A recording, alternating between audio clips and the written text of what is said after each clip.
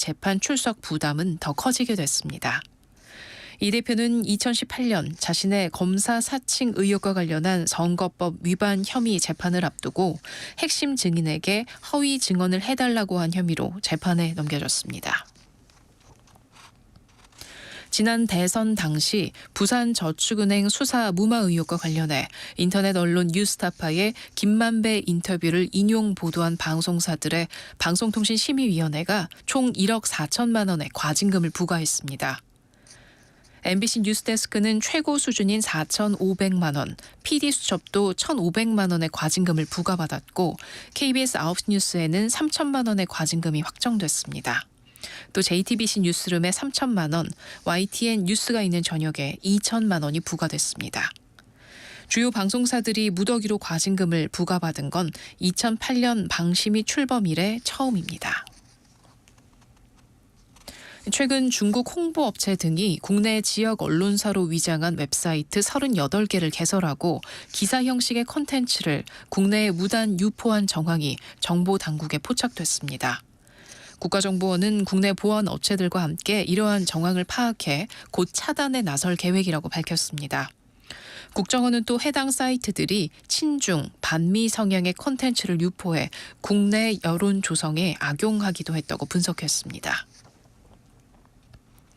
전주지방검찰청이 문재인 전 대통령의 사위였던 사모 씨의 타이 이스타제 채용 특혜 의혹과 관련해 오늘 중소벤처기업부와 인사혁신처, 중소벤처기업진흥공단 본부 등을 압수수색했습니다. 셔 씨는 2018년 이상직 전 국회의원이 실제 소유한 거로 의심받는 타이 이스타젯에 취업했고 이 전 의원은 그보다 앞서 중소벤처기업진흥공단 이사장에 취임했습니다. 검찰은 이 전 의원의 이사장 취임과 서 씨의 취업 사이에 대가성 여부를 수사하고 있습니다. 날씨입니다. 오늘 밤은 전국 대부분 지역이 맑겠지만 호남 서해안과 제주도는 구름이 많이 끼겠습니다.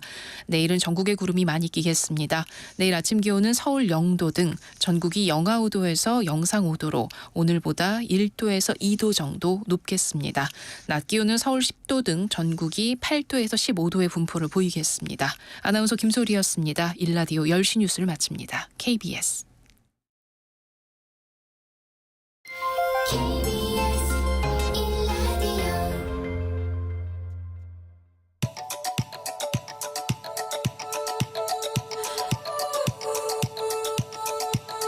김성환의 시사야.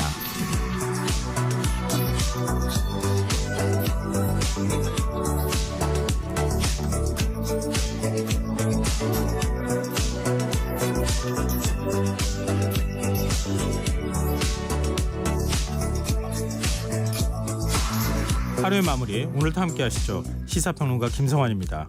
날씨가 추워지면서 독감 환자가 크게 늘어난 가운데 중국에서 유행하고 있는 마이코플라즈마 폐렴에 이어 100일에까지 확산하면서 겨울철 호흡기 질환을 우려하는 목소리가 커지고 있는데요. 어떤 대책이 필요한지 더 깊이 들여다보는 인터뷰 시간에 전문가와 얘기 나눠보겠습니다. 월요일은 책 읽는 시간, 실생활에 도움이 되는 주경야독 코너도 마련돼 있으니까요. 많은 관심 부탁드리겠습니다. 김성환의 시사에는 청취자 여러분들의 관심과 참여 기다립니다. 방송 내용과 관련해 의견 있으신 분들은 문자 보내주십시오. 당첨된 분들께는 모바일 쿠폰 보내드릴 텐데요. 참여하실 번호는 샵9730이고요. 짧은 문자 50원, 긴 문자는 100원의 이용료가 부과됩니다. 또 저희 방송을 유튜브를 통해서도 실시간으로 시청 또 참여하실 수 있는데요. KBS 라디오 채널 들어오셔서 구독, 좋아요 많이 눌러주시길 부탁드립니다. 김성환의 시사, 그럼 지금 시작하겠습니다.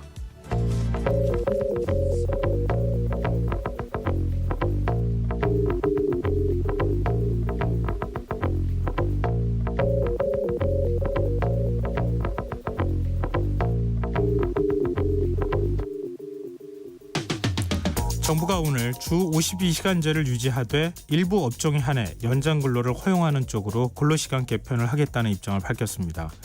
일부 업종으로 거론되고 있는 건 제조업과 건설업, 보건의료직과 연구기술직 같은 직군인데요. 이성희 노동부 차관은 노사합의를 전제로 할 것이라는 점을 강조했습니다. 그리고 그 결과 한국노총이 대통령 직속 사회적 대화기구인 경제사회노동위원회에 복귀하겠다고 선언했는데요. 이번 일을 계기로 악화일로를 걸었던 노정관계 회복될 수 있을까요? 노사정 대화를 통해 노동 현안을 풀어가겠다는 정부의 정책 방향, 일단 환영할 만한 일일 겁니다. 하지만 우려되는 대목도 있는데요. 정부는 오늘 주 52시간제를 초과하면서까지 일을 시켜놓고 제대로 임금을 주지 않은 사업장을 무더기로 적발했지만 당초 약속했던 포괄임금제 오남용 규제 대책은 내놓지 못했습니다. 포괄임금은 추가 근무수당을 정확히 집계하기 어려운 경우 노사 합의에 따라 수당을 급여에 미리 포함해 지급하는 제도인데요.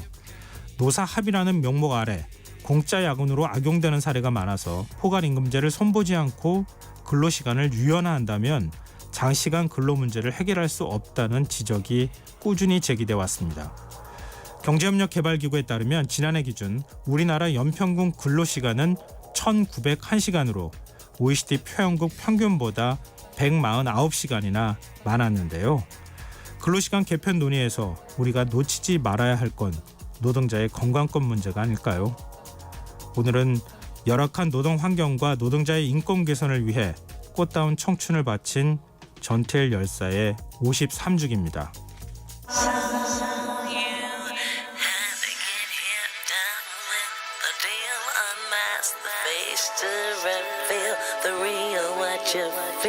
You and your everyday situations, all the unnecessary complications.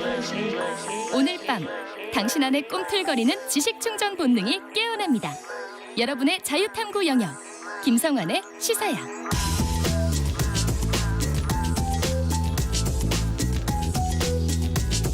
오늘 놓쳤던 뉴스 꼼꼼히 정리해드리는 뉴스야 시간입니다.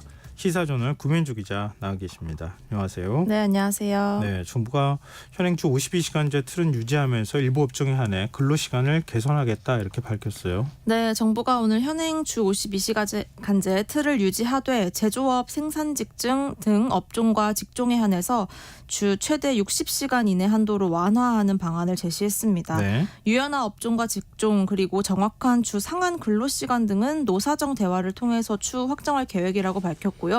고용노동부는 지난 6월부터 8월까지 국민 6천여 명을 대상으로 실시한 대면 설문조사 결과를 반영해서 이 같은 방안을 발표했다고 밝혔습니다. 네. 지난 3월 정부는 주 52시간 근무제 폐지 카드를 꺼냈다가 주 69시간을 일하는 거냐며 노동계의 거센 반발을 샀었는데요. 네. 그로부터 8개월 만에 다시 발표된 이번 정책 방향은 당시 전체 유연화에서 일부 업종 유연화로 한 발 물러선 것으로는 해석이 되지만 여전히 반발과 논란 이어질 것으로 보입니다. 지금 이제 대국민 설문조사했다고 하는 건데 그 네. 설문조사의 구체적인 내용을 좀 더 소개해 주세요. 이게 뭔가 앞뒤가 안 맞는다 이런 언론 보도도 나오고 있어서요. 네, 고용노동부가 주 52시간제에 대한 인식과 근로시간 개편 방향 등을 중심으로 설문조사를 실시를 했는데요. 네. 3개월 동안. 예. 그 결과 일단 몇 가지 내용을 살펴보면 국민의 48.2%, 즉 절반 가까이가 현 52시간제로 인해 장시간 근로가 감소했다라고 응답한 것으로 일단 나타났습니다. 예. 또 현 근로시간 제도로 업무 시간에 대한 예측 가능성이 높아졌다라는 평가에 대해서도 국민은 물론 근로자, 사업주에서 모두 과반 가까이 동의하는 것으로 나왔습니다. 네. 현 제도가 현장에 상당 부분 안착되고 있다는 것을 증명한 내용으로 이제 해석이 되는데요. 또 사업주의 무려 85.5%가 최근 6개월간 현행 근로시간 규정으로 어려움을 겪은 적이 없다고도 답한 것으로 나왔습니다. 다만 노동부는요, 이 조사와 관련해서 업종과 규모에 따라 주 52시간제로 어려움을 겪었다는 응답에 차이가 크게 나타났다면서 제도 유연화가 필요하다라고 해당 설문조사 내용을 자체 해석했습니다. 뭔가 잘 이해가 안 되는데요. 그러니까 사업주의 85.5%면 네, 대부분이죠. 네, 사업주의 85.5%가 주 52시간제 안착이 됐다. 어려움을 겪은 적이 없다. 이렇게 얘기를 하고 있잖아요. 네. 그러면 그 한 15% 정도 되는 사업주의 얘기를 듣고 그 52시간제를 더 유연할 필요가 있다. 이런 판단을 했다는 거잖아요. 그렇기 때문에 이 고용노동부의 이 설문조사를 두고 사실 이 지금의 유연화를 결정을 하기 위해 일단 작업을 친 거 아니냐 이런 얘기들 비판들도 나오고 있는 게 사실입니다. 미리 대통령실이 혹시 입장 내는 게 있습니까? 근로시간 제도가 국민 생활과 건강에 미친 영향이 매우 크기 때문에 정부가 일방적으로 추진할 수는 없는 문제다라고 전제를 깔았는데요. 노동 현장 실태를 보다 면밀히 살펴보고 노사 양측 간의 충분한 대화를 거쳐서 많은 국민이 공감할 수 있는 개선 방안을 마련하겠다고 말했습니다. 대통령실 관계자는 또 윤석열 대통령이 직접 노동계와 만나서 대화할 계획이 있는지에 대해서는 네. 하나하나 순서를 갖춰가면서 대화문을 열어가길 기대한다고만 답했고요. 노동계에서는 먼저 대통령실이 움직여야 한다 이런 지적이 있다라고 질문을 했는데요. 정부는 정부대로 노력하고 있고 또 정부 노력에 대해 노동계도 호응을 할 수 있기 때문에 기대를 갖고 지켜볼 것이다 이렇게 대답했습니다. 근로시간 개편 방안 나온 바로 당일날 한국노총의 사회적 대화 복귀 선언했어요. 네, 한국노총은 지난 5월이었죠. 포스코 광양제철소 앞에서 벌어진 김준영 금속노련 사무처장 강제 진압 사건을 기점으로 예. 지난 6월부터 대통령 직속 사회적 대화기구인 경사노위 참여 중단을 선언을 했었는데요. 그제 있었던 노동자 대회에서도 김동명 한국노총 위원장은 윤 대통령과 정부를 향해서 한국노총의 존재를 인정해달라라면서 다른 전제는 없다라고 외치기도 했었습니다. 네. 그런데 오늘 일단 입장문을 내고요. 한국노총은 대화에 복귀를 해서 경제 위기 등에 따른 피해가 노동자들에게 더 전가되지 않도록 최선의 노력을 다하겠다고 밝혔고요. 그러면서 대화 복귀를 선언을 했습니다. 그런데 오늘 정부가 이렇게 주 52시간제 유연화를 발표를 하면서 예. 다시 한국노총을 비롯한 노동계는 거세게 반발하는 분위기인데요. 한국노총 오늘 관련해서 성명을 내고 정부가 답을 정해놓고 듣고 싶은 말만 들으려 한다면서 여기에 동조할 노동계가 어디인지 되묻고 싶다고 비판 내놨습니다.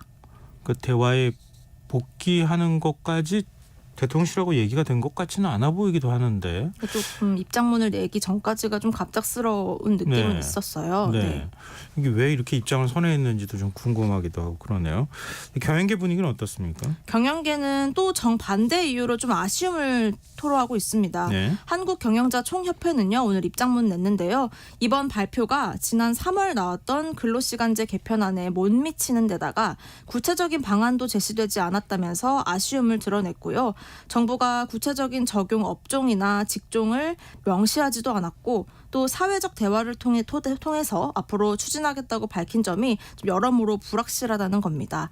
한국경제인협회도 근로시간 유연화 대상이 일부 직종에 한정되고 또 지나친 근로시간 상한을 둘 경우에 정부의 제도 개선 취지가 제약될 수 있다면서 좀 더 신중하고 또 보완을 또 하라고 또 촉구를 했습니다. 근데 국민의힘 김기현 대표는 이른바 노동계에서 굉장히 예민하게 받아들일 수 있는 노란봉투법 그리고 방송 3법에 대해서 윤석열 대통령이 거부권 행사를 해달라 이렇게 공식 건의를 했어요. 네, 예상은 됐던 건데요. 오늘 이 두 법에 대해서 거부권을 행사해 주기를 공식 건의했습니다. 김기현 대표는요. 오늘 아침 회의에서 우리 경제 숨통을 끊어놓을 노란봉투법과 공영방송이 민주당의 사내방송화가 되는 방송 3법을 반드시 막아야 한다고 말했고요. 네. 지금 국민의힘이 또 공식 유튜브 채널을 통해서 온라인 필리버스터를 진행하고 있는데 네. 여기에서도 윤재욱 원내대표도 노란봉투법은 99%의 중소기업과 대다수 근로자들에게 도움이 안 되는 망국적인 악법이라고 목소리를 높이면서 대통령 거부권 불가피하다고 주장을 하기도 했습니다. 근데 이렇게 망국적인 악법인데 왜 필리버스터 안 했습니까? 본회의 통과할 때? 네, 탄핵 소추안과 좀 겹쳤죠. 그렇기 때문에 이제 전략적으로 빠졌다 이런 얘기 나옵니다. 근데 지금 이제 노란봉투법과 관련해서 한국노총하고 민주노총이 주말 사이에 반대하는 이거 거부권 행사하면 안 된다. 네. 통과시켜야 된다. 이러면서 대규모 시위를 열기도 했었잖아요. 근데 지금 만약에 노란봉투법에 대해서 윤석열 대통령이 거부권을 행사하면 한국노총이 지금 노정대화에 복귀하겠다 그랬는데 여기도 영향을 미치는 거 아닙니까? 네, 그렇게 될 것 같습니다. 노동계에서는 말씀하신 대로 윤 대통령에게 거부권 행사가 아니라 이 개정안을 즉각 공포해 줄 것을 촉구하고 있고요. 주말에 이어서 오늘 양대 노총은 대통령실 앞에서 기자회견 또 열고 대통령의 거부권 행사는 매우 부당하고 대통령의 거부권을 남발하는 것은 위헌적인 행위라고 목소리를 높이기도 했습니다. 만일 대통령이 끝내 거부권을 행사할 경우에 어렵게 대화의 자리에 복귀한 한국노총 등 노동계와 정부 사이의 관계가 다시 파국을 맞을 것으로 예상이 되고 있는 상황입니다. 이런 가운데 민주당 홍익표 원내대표가 이른바 쌍특검이라고 하죠. 김건희 특검법하고 대장동 50억 클럽 특검법 정기국회 내에 처리하겠다 이런 입장을 밝혔어요. 네, 홍 원내대표가 오늘 라디오에 나와서요. 이번 정기국회 내에 반드시 처리하겠다는 의지를 밝힌 건데요. 네. 두 특검법은 이미 지난 4월에 민주당 등 야당 주도로 신속 처리 안건 패스트트랙으로 지정이 된 상태고요. 지난달 24일 본회의에 자동 부의된 상태입니다. 국회법에 따르면 이 자동 부의된 후 60일 이내에 본회의에 자동 상정이 되기 때문에 네. 날짜를 계산해 보면 12월 22일까지는 무조건 본회의에서 처리가 돼야 하는데요. 홍 원내대표는 그때까지 기다릴 필요도 없다면서 다음 달 10일 종료되는 이번 정기국회 내에 처리하겠다고 밝히고 있는 겁니다.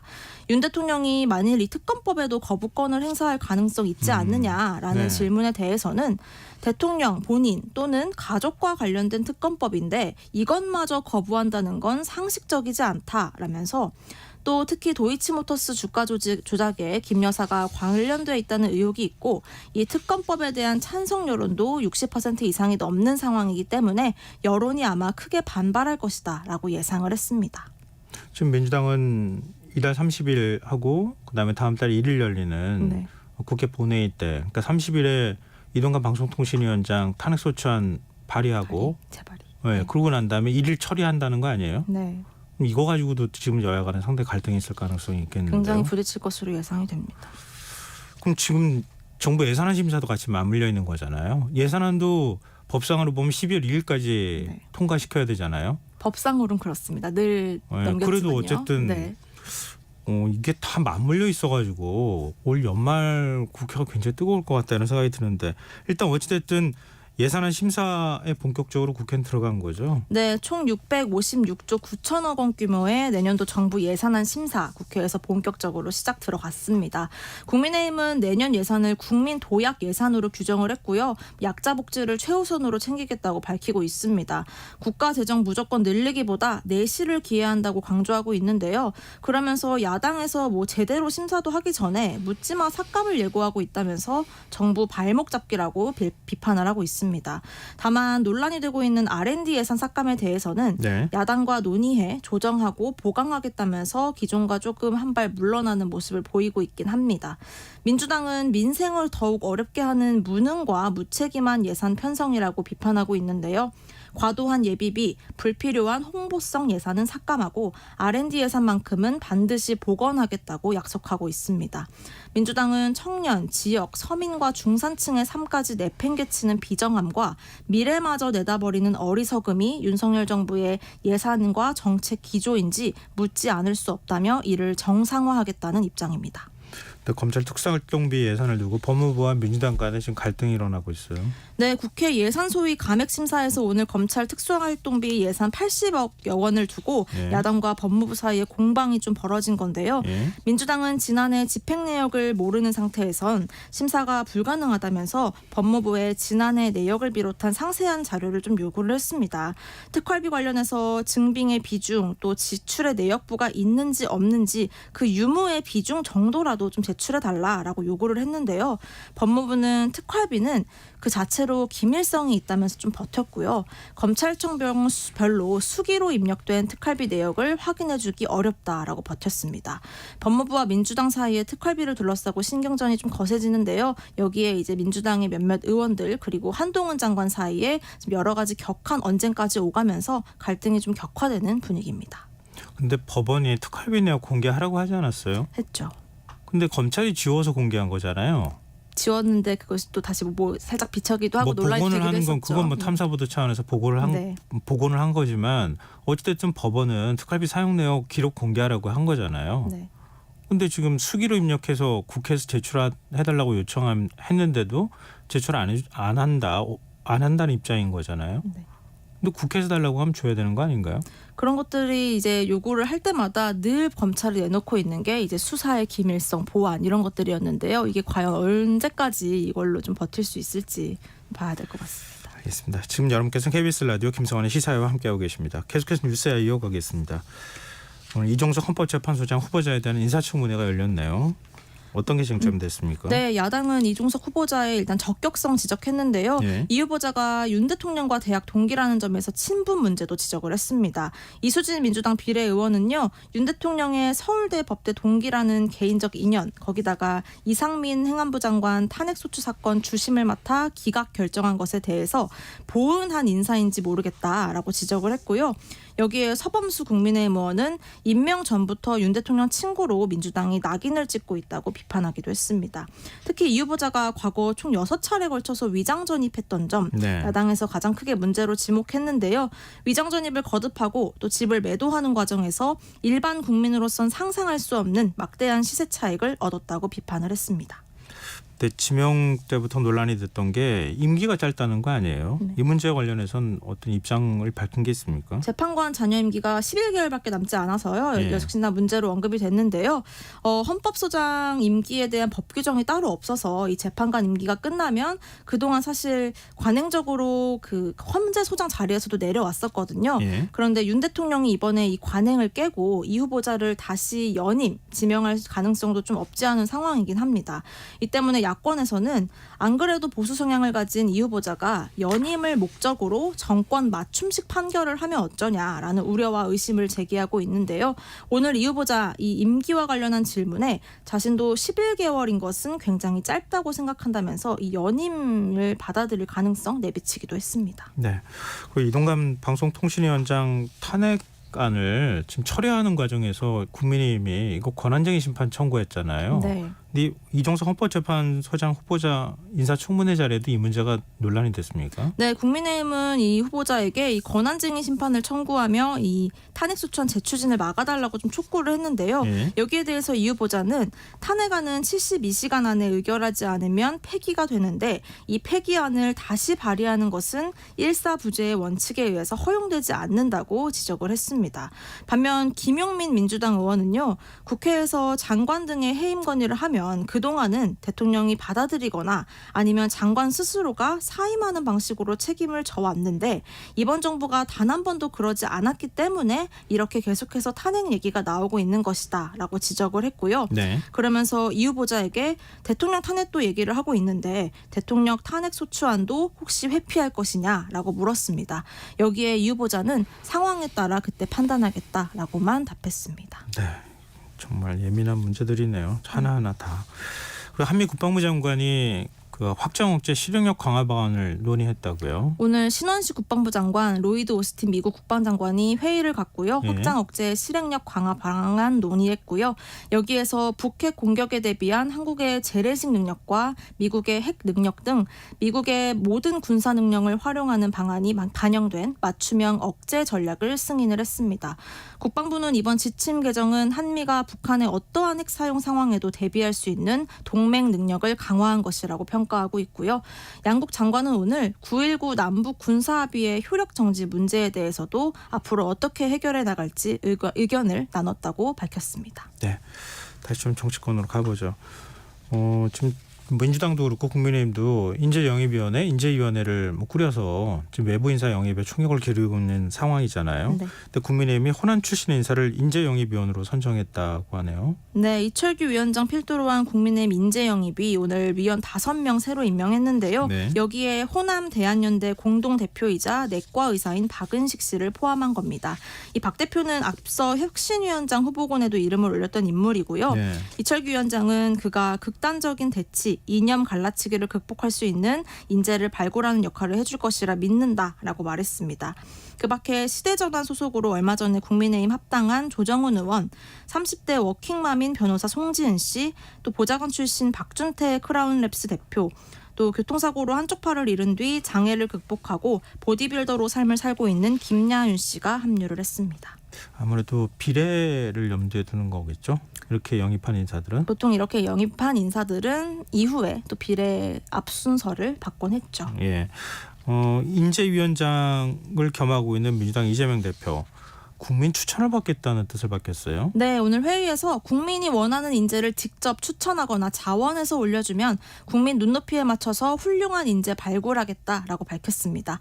민주당 홈페이지나 이메일 등으로 추천 접수할 수 있고요. 추천된 인사는 당 인재위의 검증을 거쳐서 선출이 됩니다. 당내 비명계를 중심으로 아무래도 공천 불공정 의혹이 계속 제기되고 있는 것을 좀 타개하기 위한 방안으로 읽히는데요. 그럼에도 불구하고 비명계에선 어차피 이 추천조차 당 밖의 강성 지지층에 의해서 대거 이루어질 것 아니냐. 그렇기 때문에 별 의미 없다. 이런 입장 내놓고 있습니다. 이준석 전 대표가 천하용인과 주말에 회동을 가졌다. 이게 좀 화제가 되고 있던데 원래 늘 연락하고 만나는 거 아니에요? 그런데요. 또 이런 여러 가지 얘기를 들어보면 천하용인은 뭐 이준석 전 대표 신당 관련해서 뚜렷하게 논의하는 거 없다 또 이런 얘기를 또 하기도 했어요. 그래서 예. 굉장히 이제 기자들 좀 어떻게 되는 거야 헷갈리기도 했거든요. 예. 근데 그런 와중에 이제 주말에 딱 5명이 회동을 갖고 동시에 SNS에 글과 사진을 올린 거죠. 우리 함께 그래서- 하겠다 이런 거예요? 네, 그래서 만나서 뭐 이야기를 나눴고 앞으로 뭐 이 전 대표가 어떤 작전을 짜고 있는지 이해가 갔다. 아니면 뭐 지난 전당대회 당시 각오와 마음으로 가겠다라는 등의 글을 각각 적은 건데요. 네. 그래서 뭐 앞으로 제대로 신당 창당하고 함께하는 거 아니냐 이런 얘기들도 있는데 그에 대해서는 아직은 명확한 답은 없지만요. 앞으로 뭐 적절할 때 이 전 대표와 행보를 또 합치는 것 아니냐라는 관측은 확실히 커진 것 같습니다. 네. 그런 가운데 이 전 대표 오늘 윤 대통령과 국민의힘 향해서 여전히 독설 이어갔는데요. 네. 윤 대통령이 직접 나서서 만약에 총선에서 중책 맡아달라고 하면 어떻게 하겠느냐라는 질문을 받자 안 맞는다. 또 뒤통수 칠 수도 있는데 어떻게 믿느냐면서 선을 그었습니다. 그리고 국민의힘 인요한 혁신위원장이 뭐 당 지도부, 친윤, 뭐 영남 중진 이런 의원들한테 불출마나 수도권 험지 출마 얘기를 하고 있잖아요. 네. 일종의 이제 그 혁신안은 아니지만 공고안으로 압박하고 있는데 그 제일 핵심에 있는 의원이 이른바 윤핵관으로 불리는 장제원 의원 아니겠어요? 네. 근데 장제원 의원은 그 올린 거 보면 그럴 뜻이 별로 없어 보이는 것 같은데요. 별로가 아니라 아예 없는 것 같은데요. 뭐 산악회 모임 네. 사진을 올렸다고요? 지역구 사수 의지를 굉장히 드러내고 있는 상황입니다. 주말 동안 버스 92대를 빌려서 지역 주민과 지지자 4,200명을 모아서 산악회를 갔는데요. 그야말로 보란듯이 새를 과시하면서 내 지역구 내가 끝까지 지키겠다라는 의지를 정면으로 드러낸 거라고 해석이 될 수 있을 것 같습니다. 여기에 대해서 인요한 위원장은요. 장 의원의 이 행동이 무슨 의미인지 잘 이해가 안 된다라고 반응을 했고요. 그러면서 여전히 윤 대통령과 가까웠던 이들의 결단해야 된다라는 뜻을 고수하고 있습니다. 네, 결과 어떻게 나올지 좀 보죠. 오늘 뉴스 여기까지 하겠습니다. 지금까지 시사저널 구민주 기자였습니다. 고맙습니다. 고맙습니다.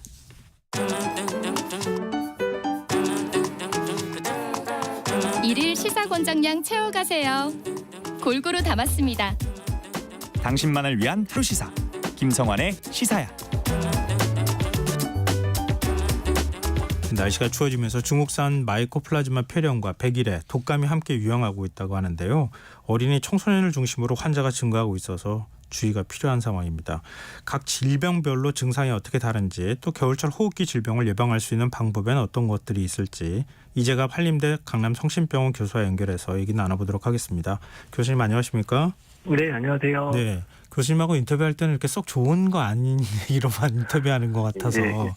근데 지금 중국발 폐렴이라고 불리는 마이코플라즈마 폐렴이 국내에서 확산하고 있다고 하는데 어느 정도 상황이 심각합니까? 일단은 지금 이제 소아과 외래 방문하는 그 호흡기 질환, 또 이제 엑스레이 직원 폐렴 있는 아이들이 많이 늘어서 예. 요새 이제 지난 2월에 4월 독감 때문에 소아 청소년과 접수하기 어려웠었던 상황이 이제 재연출되고 있다고 얘기를 하고 있고요. 네. 중국 같은 경우는 여러 결과 보면 뭐 상하이에 있는 한 대학병원 같은 경우는 이제 한 어린이 병원 같은 경우는 전체 입원 환자 중에 400명이 마이코플라즈마 때문에 입원했다. 그래서 작년에 2배 이상 입원해 있다고도 얘기를 하고 있고 전체 호흡기 감염 환자의 80%가 마이코플라즈마로 얘기를 하고 있거든요. 근데 이제 그런 부분들이 한국으로 넘어오는 것 같고 한국도 사실은 마이코플라즈마는 이제 코로나19 때문에 한동안 유행을 안 했지만 예. 코로나 이전에 2, 3년에 한 번씩 이제 매우 강하게 계속 소아 사이에서 유행했었던 적이 있습니다. 지금 그 증상이 어떻습니까?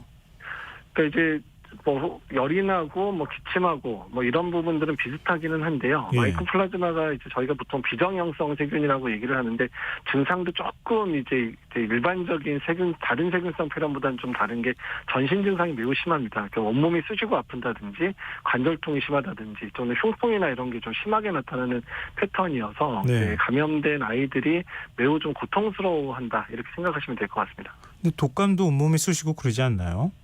네, 독감도 그런데 이제 보통 폐렴이 오면 오히려 호흡기 증상이 더 강하잖아요. 예. 기침하고 가래 끓고 이런 게 더 강한데 마이코플라즈마는 그런 증상도 있으면서 전신이 쑤시고 아픈 이런 증상이 꼭 독감 마냥 동반이 많이 되기 때문에 그래서 좀 괴롭기도 하고 또 증상이 독감이랑도 많이 오인되기도 합니다. 그럼 더 걱정되는데요. 일반적으로 우리 독감인 줄 알고 그냥 있다가 네. 증상이 악화될 수 있잖아요. 네. 증상이 악화되면은 어떻게 됩니까? 심한 중증으로 갈 수 있습니까? 예, 그러니까 일단 이제 독감 같은 경우에 이제 저희가 제일 걱정하는 거는 이제 독감 회복기에 2차적인 세균성 폐렴이 걸리는 걸 제일 이제 저희가 두려워하는 합병증의 하나인데요. 네. 일단 이제 마이코플라즈마는 자체가 또 이제 세균성 폐렴이거든요. 네. 그래서 이제 독감은 뭐 타미플루 같은 항바이러스들을 써야 되지만 마이코플라즈마 같은 경우에는 이게 이제 일종의 세균성 폐렴이기 때문에 항생제를 바로 써야 되기 때문에 네. 이제 이런 부분들 감별을 위해서는 이제 특히 이제 호흡기 전문이라든지 소아 감염 전문이랑 조기에 상의를 하셔야 이제 적절한 치료를 받을 수 있는 경우들도 있습니다. 그러니까 이게 구분하기가 쉽지가 않기 때문에 혹시나 네. 증상이 악화된 다음에 병원을 찾을까 봐 좀 걱정이 되는데요. 이 네. 마이코플라즈마 폐렴은 백신이 없습니까?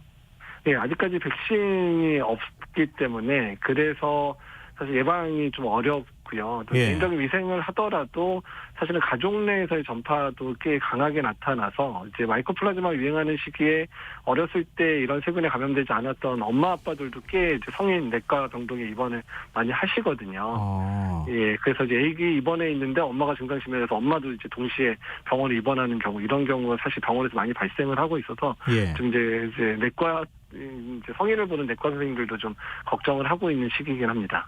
근데 지금 100일에도 유행하고 있다는 거 아닙니까? 네. 예. 근데 100일에도 가족들 간에 감염이 많이 일어난다고 얘기를 하잖아요. 네, 그렇죠. 이제 100일에 같은 경우는 이제 그냥 100일 동안 기침하는 이제 호흡기 감염병에서 100일이라고 이름이 되기는 했는데요. 예. 그러니까 이제 주로 이제 감염이 이제 지금 현재는 주로 아이들이 많이 걸리기는 하는데 예. 이제 40, 50대에 이제 DTP라 그래서 DTP 뭐 T대비나 DTP라 그래서 이제 성인용의 이제 100일의 백신을 접종하지 이제 않았거나 못했던 분들이 어른들이 걸려서 아이들한테 전파시키는 양상들이 꽤 보고가 되고 있기도 하거든요. 네. 그래서 이제 가족 간 전파도 상당히 이제 잘 일어난다 이렇게 얘기를 하고 있습니다. 그럼 이것도 역시 백신을 맞아야 되는 겁니까?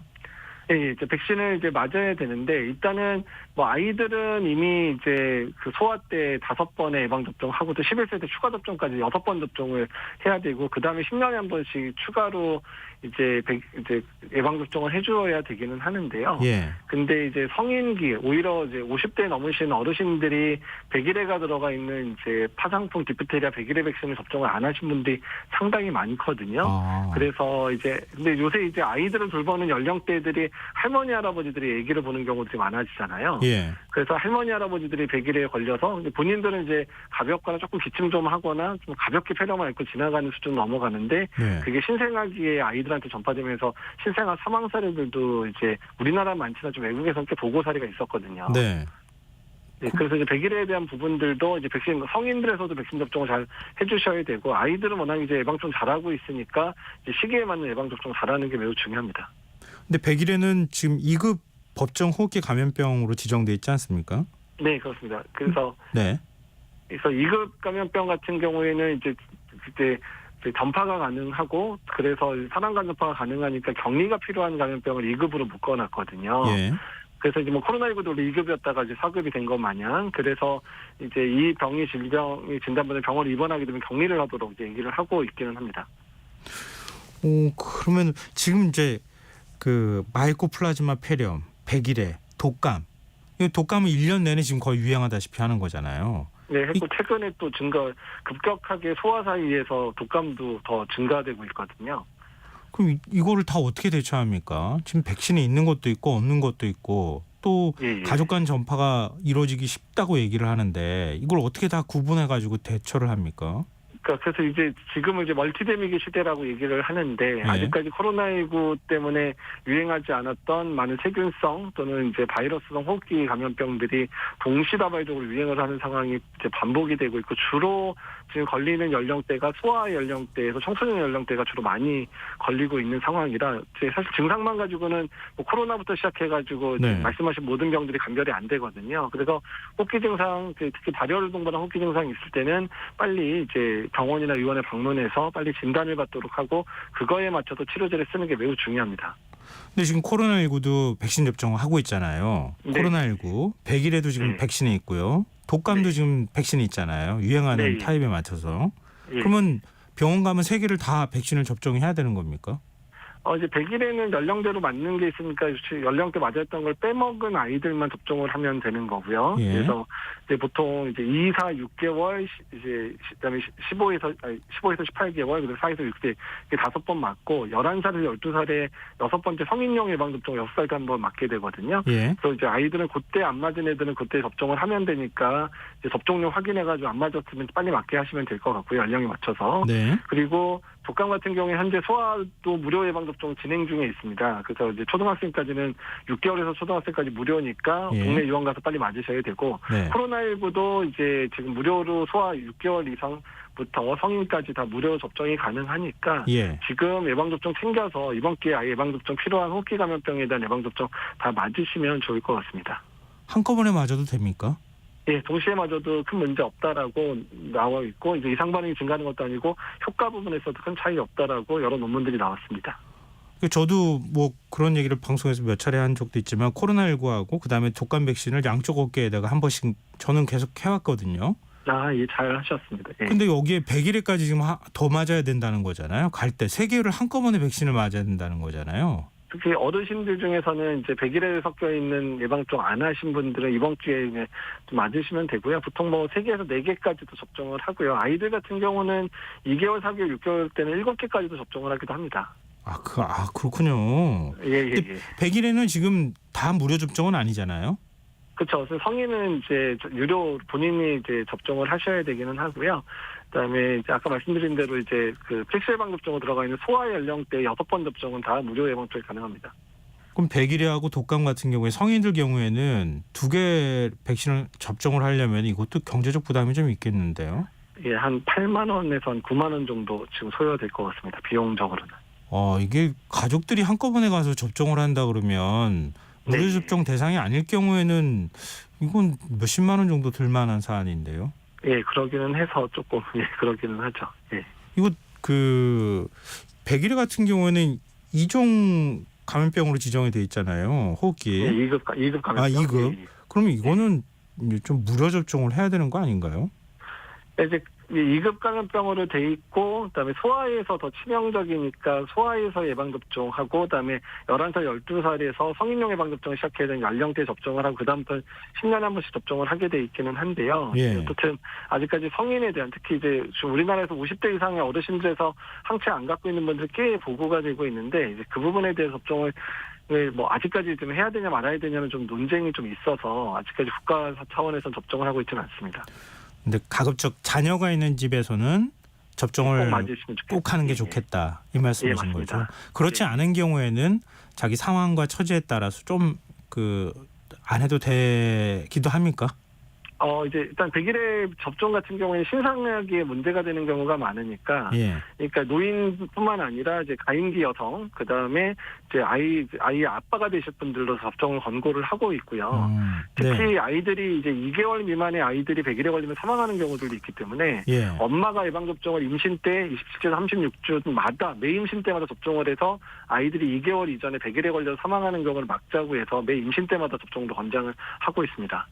그렇군요. 이것 좀 상황과 처지에 따라서 반드시 해야 될 분들과 그렇지 않은 분들 조금 구분해서 좀 알려주시면 네. 어떨까 이런 생각도 드네요. 이게 정부 차원에서 홍보를 좀 해주긴 해야 될 테니까요. 예, 그래야 될 것 같습니다. 근데 이 코로나19 상황 우리가 이제 일상 회복 단계로 들어갔잖아요. 네. 이 정도면 이제 다 지나갔나 이렇게 생각했는데 이렇게까지 바이러스나 감염병들이 막 창궐한다고 하면 이거 앞으로 계속 이러는 거 아닌가 걱정이 되거든요. 이거 언제쯤 괜찮아집니까? 그래서 코로나19 3년에 이제 잔재가 나타난다고 보시면 되고요. 예. 그래서 3년 동안 유행하지 못했던 바이러스나 세균들이 이제 마스크도 벗고 일상생활 돌아가니까 모든 바이러스와 세균들이 이제 제자리를 찾는 과정으로 보시면 됩니다. 예전에 유행했던 패턴을 따라가기 위해서 유행이 되고 이번에 심하게 유행하면 1, 2년 내에 이제 예전 유행 패턴으로 돌아갈 거고요. 거기에 코로나 바이러스가 토착화되면서 하나의 새로운 유행을 만드는 바이러스가 될 거기 때문에 그래서 이제 여러 바이러스들이 계속 경쟁하는 상황이 겨울철 내내 벌어질 가능성이 상당히 높겠다라고 생각하시면 될 것 같습니다. 네, 아까 말씀하셨던 걸 뭐 정리하자면 몸이 아프거나 독감이나 감기 걸린 것 같다 그러면 바로 호흡기 전문 병원이나 아니면 동네 의원이든 가서 정확한 진단을 받는 게 필요하다. 그리고 백신 네. 접종은 가급적 한꺼번에 다 받으시는 게 좋겠다. 상황에 따라 조금 네. 다르겠지만 네. 그걸 좀 지키면 어떨까 싶고요. 근데 이런 백신 접종이나 이런 거 말고 좀 대처할 수 있는 방법이나 주의할 부분들이 있다면요. 첫 번째는 호흡기 바이러스 유행이 심할 때는 일단 이제 증상이 있으신 분들은 이제 야외 외부 활동이라든지 이제 이런 것들 자제해 주셔야 되고요. 예. 어쩔 수 없이 불가피하게 나가실 경우는 호흡기 증상 있는 분들 마스크 착용 꼭 해주셔야 됩니다. 그리고 이런 상황에서는 고위험군들, 특히 이런 바이러스나 세균에 걸렸을 때 위험한 분들, 만성질환이 있거나 연령이 많거나 또는 아예 연령이 낮은 아이들도 만성질환이 있는 경우에는 이제 마스크 착용을 잘 하고 다니셔야 되는 시기입니다. 그렇군요. 저도 좀 한동안 안 했는데 저도 좀 다시 해야 되는 거 아닌가 이런 생각을 좀 하게 되네요. 네, 오늘 말씀 고맙습니다. 네, 감사합니다. 네, 지금까지 한림대 강남성심병원 감염내과 이재각 교수였습니다.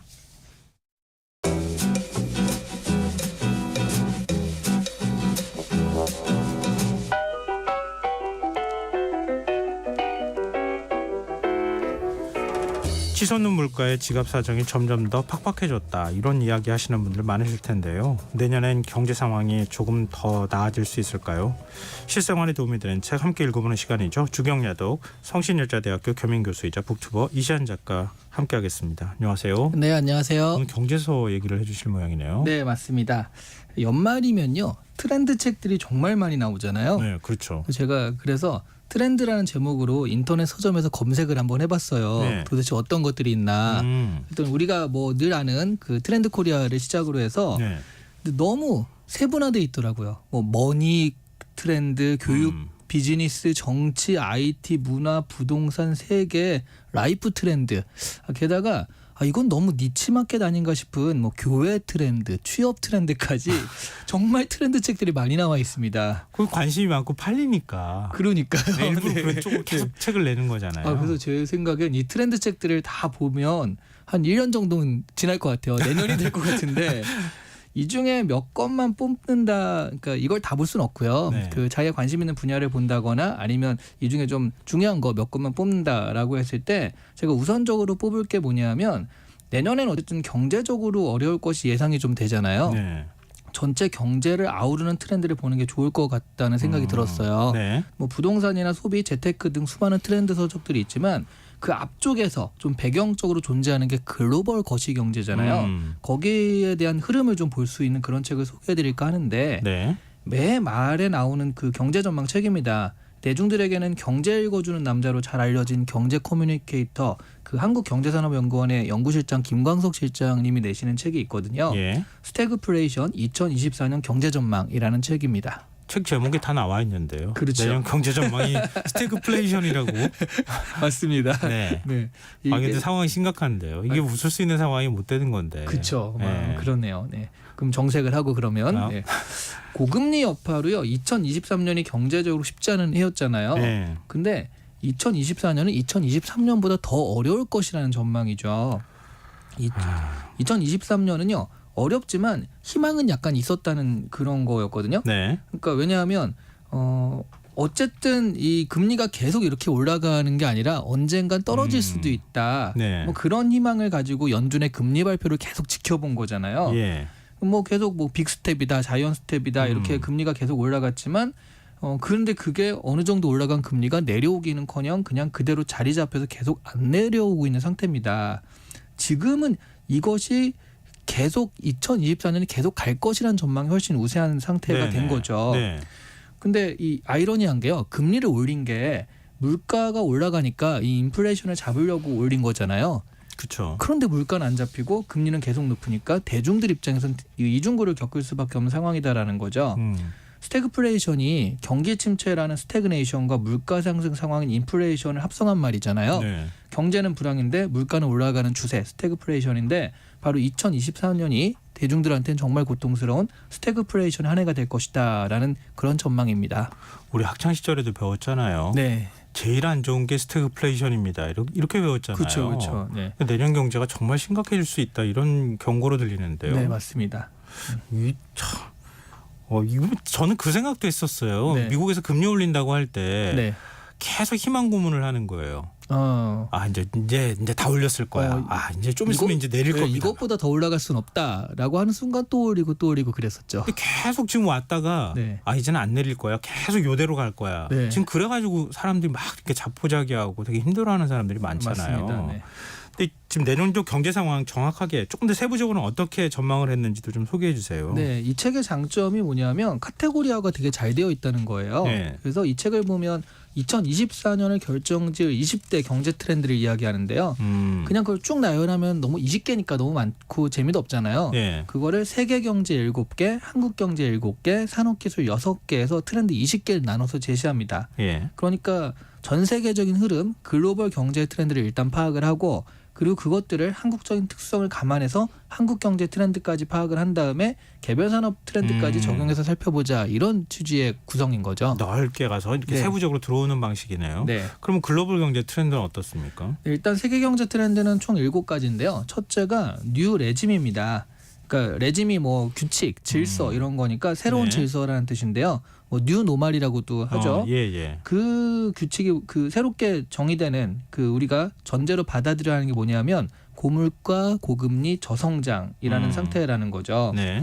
그래서 이제 이런 것들이 이제 평범하게 자리 잡힌다. 그것이 이제 정상적인 상태가 된다 이런 얘기고요. 두 번째는 2023년에 드러난 중국 부동산 사태가 이게 정리가 되지 않은 채 2024년으로 간다라는 거거든요. 예. 그러니까 뭔가 폭탄 돌리기 같은 상황이 된 거죠.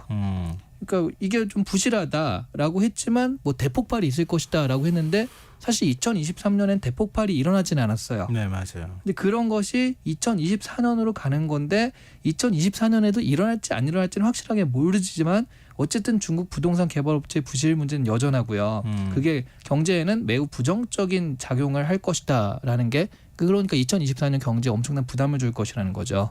그러니까 중국이 옛날에는 세계 공장이라고 불렸지만 이제 네. 세계 소비 시장이 됐잖아요. 맞습니다. 근데 중국 부동산 경기가 나빠지면 내수가 침체하니까 네.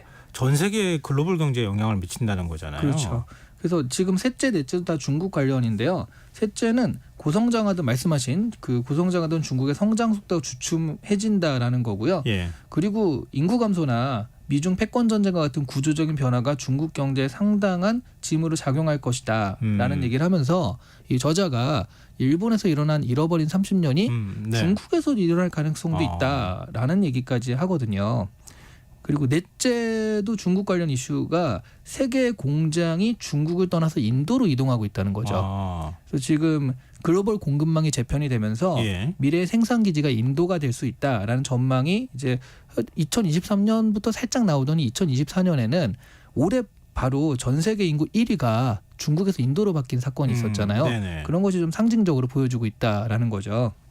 근데 중국 경제하고 밀접하게 우리하고 연관이 될 수밖에 없는 상황이잖아요. 네. 그럼 자연스럽게 우리 경제에도 좀 부정적인 영향, 네. 트렌드가 영향을 미치겠는데요. 네, 그렇죠. 그 중국 같은 경우가 거기다가 또 이런 것도 있잖아요. 그 미국과의 패권 전쟁도 있잖아요. 예. 그러면 이제 한마디로 너 중국 편할래, 미국 편할래라고 예. 한국한테 좀 강요할 수 있는 그런 부분들이 있기 이미 때문에 우린 결정했잖아요. 미국 편이라고. 아닌가요? 그렇긴 한데 어떤 그 흐름을 보면 그렇다고 그게 또 그렇다고 미국은 아닌 거잖아요. 그 예. 가운데 또 여지가 있으니까 그런 부분을 좀 잘 봐야 되지 않을까. 그러면서도 이제 계속적인 강요가 있지 않을까 그런 생각을 하는 겁니다. 근데 우리 경제에서는 어떤 흐름들이 나타나요? 우리 경제 같은 경우에는 스태그플레이션이라는 게 이 제목이 스태그플레이션이잖아요. 예. 그래서 스태그플레이션이라는 거가 정말 첫 번째 한국은 스태그플레이션 상황이다라고 딱 진단을 하는 거고요. 네. 그리고 또 하나는 그게 이제 2023년, 23년의 일시적 경기 침체가 아닌 장기 침체에 놓이게 될 우려가 고조될 것이다. 그 스태그플레이션이 뭐 2024년 한 번만 나타나는 게 아니라 좀 예. 장기적으로 갈 수도 있다라는 그런 우리 전망을 경제가 하고 몇 있습니다. 년 뒤까지 계속 안 좋아질 수도 있다. 그렇죠. 예. 예. 그리고 그 세 번째로 얘기할 수 있는 게 이번 정부의 그 임기 절반 지점이 또 찾아오게 되기 때문에 예. 그 경제 정책에 대해서 그동안을 좀 회고하고 앞으로 정책 방향을 점검하게 될 수 있다라는 얘기를 하고 있고요. 예. 그러면서 스태그플레이션이라면 그 늪에서 빠져나오기 위한 정책들이 발표될 것으로 보인다라는 그 얘기를 하는 거죠. 그리고 또 넷째가 이제 국가의 성장 동력을 확보하기 위한 신성장 4.0 전략이 속도를 좀 높여서 추진될 것이다라는 얘기를 하는 건데, 네. 근데 또 좀 문제점들이 그런 게 있어요. 그 최저 수준의 출산율이 한국 경제의 지금 큰 부담 중에 하나잖아요. 예, 예.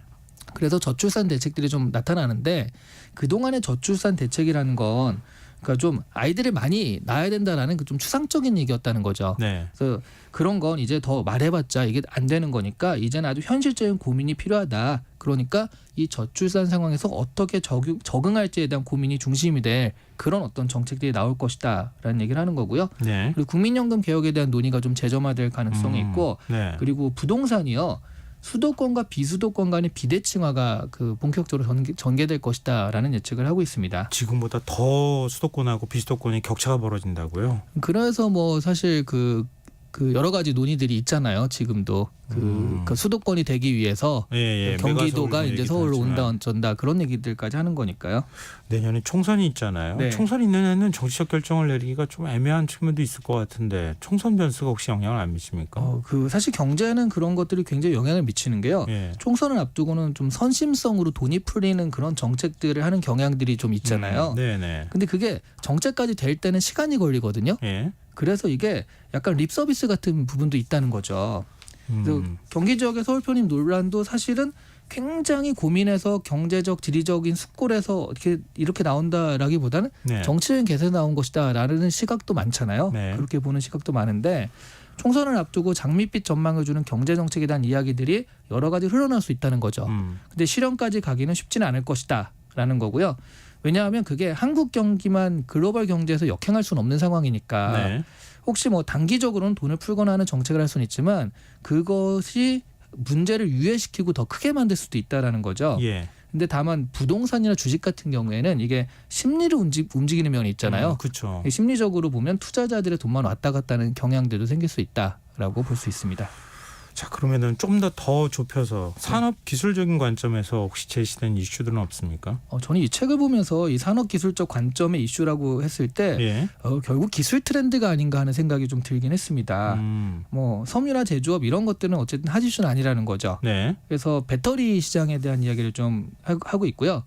전기차 보급이 가속화되다 보니까 네. 배터리가 이제 좀 잘 나갈 수 있다. 그런데 노르웨이 같은 경우는요. 네. 지금 신차 판매 중에 90%가 전기차라고 하더라고요. 독일 같은 경우도 지금 4분의 1 정도가 전기차로 팔리고 있다라고 하는데 네. 그러니만치 세계 주요 기업들은 배터리 시장을 놓고 시장 장악을 위한 경쟁이 고조될 것이다. 배터리 전쟁이 본격화될 것이다라는 얘기를 하고 있습니다. 뭐 이게 최근에는 전기차 판매량이 줄었다. 뭐 2차 전지가 이제 다 한계가 어느 정도 왔다. 네. 전기차 판매가 많이 되면 안 돼. 뭐 많이 되어야지. 안 되면은 이제 투자 못 한다 이런 얘기가 네. 나오고 있던데 트렌드는 좀 다르네요. 그러니까 그 내연기관차를 좀 바꾸는 그런 기간 그 어떤 사이클들 같은 경우들이 이제 필요한 거니까요. 예, 예. 그래서 아마 전기차는 계속적으로 판매가 될 수밖에 없다라는 좀 전망을 하고 있고요. 그리고 반도체 얘기를 하고 있습니다. 예. 반도체 같은 경우에는 글로벌 주요 반도체 강국들이 반도체 산업 확대 구축하기 위한 움직임을 계속 벌이고 있다라는 얘기죠. 네. 이 상황에서 한국은요, 이 중국과 미국의 대결에 따라 반도체 수출이 한쪽으로 제한될 수가 있잖아요. 네. 여기서 이제 전략적 모호성을 잘 발휘하는 외교적 밸런스가 필요하다라는 얘기를 또 하고 있습니다. 우리 지금 주식 관심 있으신 분들 많을 텐데 네. 그래도 내년에 뭔가 지금보다 나아지지 않을까 기대하시지 않을까 싶은데요. 자, 금융산업 같은 경우는 좀 나아질 수 있을 것 같아요. 아, 그래요? 네. 조금 힌트가 됐으면 좋겠습니다. 자, 마지막으로 우리가 이 책 읽어야 하는 이유 정리해 주신다면요. 네, 재테크나 비즈니스나 부동산이나 어떤 분야든 간에 돈이 오가는 것에 대해서 알기 위해서는 거시경제 트렌드를 알 필요가 있잖아요. 네. 거시경제 트렌드를 이길 수는 없는 거니까. 그래서 이 책은요 거시경제 트렌드에 대해서 종합적인 조망을 할 수 있게 좀 해주는 책이라서 좋고요. 무엇보다 이걸 쓰신 분이요 대중들에게 쉽고 재미있게 경제 이야기를 전달하는 그 경제 커뮤니케이터거든요. 네. 그러니만치 좀 알기 쉽게 써 있어요. 그래서 이 어려운 시기를 헤쳐나가기 위해서 좀 경제적인 그런 흐름을 봐야겠다라고 한다면 대중들이 읽기엔 참 적합한 책이다라고 할 수 있습니다. 맞아요. 경제서들 너무 어렵잖아요. 네. 이렇게 들춰보면은 막 전문 용어 너무 많고 네. 이해하기 좀 어려웠을 텐데 네. 이런 좀 쉽게 쓰인 책 같은 거 한번 읽어보시면 내년에 나는 투자를 어떻게 해야 되겠다. 내년에 만약에 스태그플레이션에 이런 게 올 때 어떻게 대처해야 되겠다. 미리미리 좀 준비할 수 있지 않을까 이런 생각이 드네요. 네, 맞습니다. 네, 자 주경야독 오늘 여기까지 하겠습니다. 지금까지 북튜버 이시안 작가와 함께했습니다. 오늘 말씀 고맙습니다. 네, 감사합니다. KBS 라디오 김성환의 시사야 1부 순서 여기서 마무리하겠습니다. 전 11시 정각 2부에 다시 찾아오겠습니다.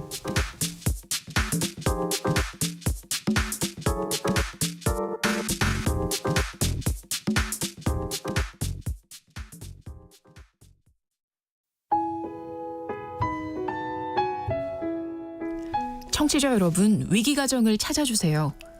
어려운 경제 상황 속에서 긴급한 경제적 지원이 필요한데도 복지 사각지대에 놓여 있어 아무런 지원도 받지 못하고 극한 상황으로 내몰리고 있는 위기 가정이 늘고 있습니다. KBS 강태원 복지재단에서는 사회 안전망에서 벗어나 위기에 처해 있는 가정을 발굴해 긴급 지원하는 사업을 진행합니다. 여러분 주위에 스스로의 힘만으로는 도저히 일어설 수 없는 힘든 이웃이 혹시 있는지 찾아봐 주세요. 우리 사회의 건강한 구성원으로 신속히 복귀할 수 있도록 KBS 강태원 복지재단이 작은 힘을 보태겠습니다. 여러분의 제보 전화를 기다립니다. KBS 강태원 복지재단 제보 전화 1533-0900, 1533-0900입니다.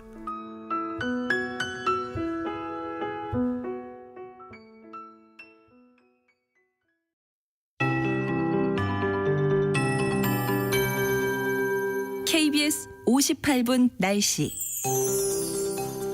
오늘 서울 지방의 아침 기온 영하 2.2도로 평년보다 6.8도가 낮았고 낮 기온도 6.7도에 머무르면서 평년보다 6도가 낮았습니다.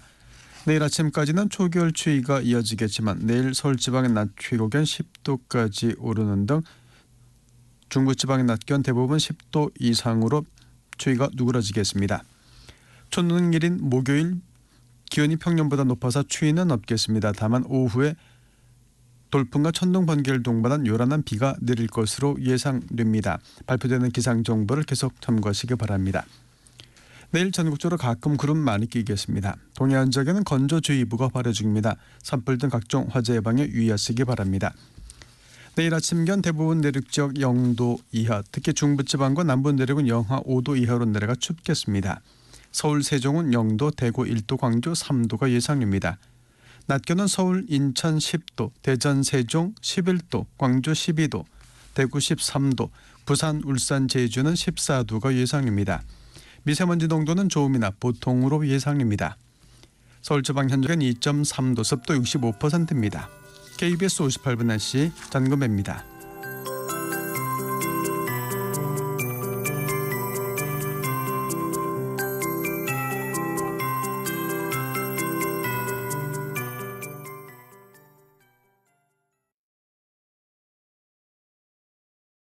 정성을 다하는 국민의 방송 KBS가 11시를 알려드립니다.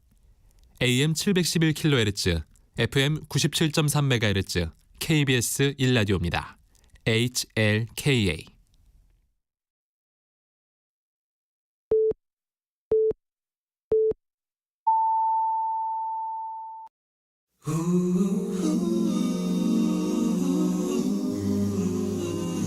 이 밤 그냥 보내긴 아쉬우니까요.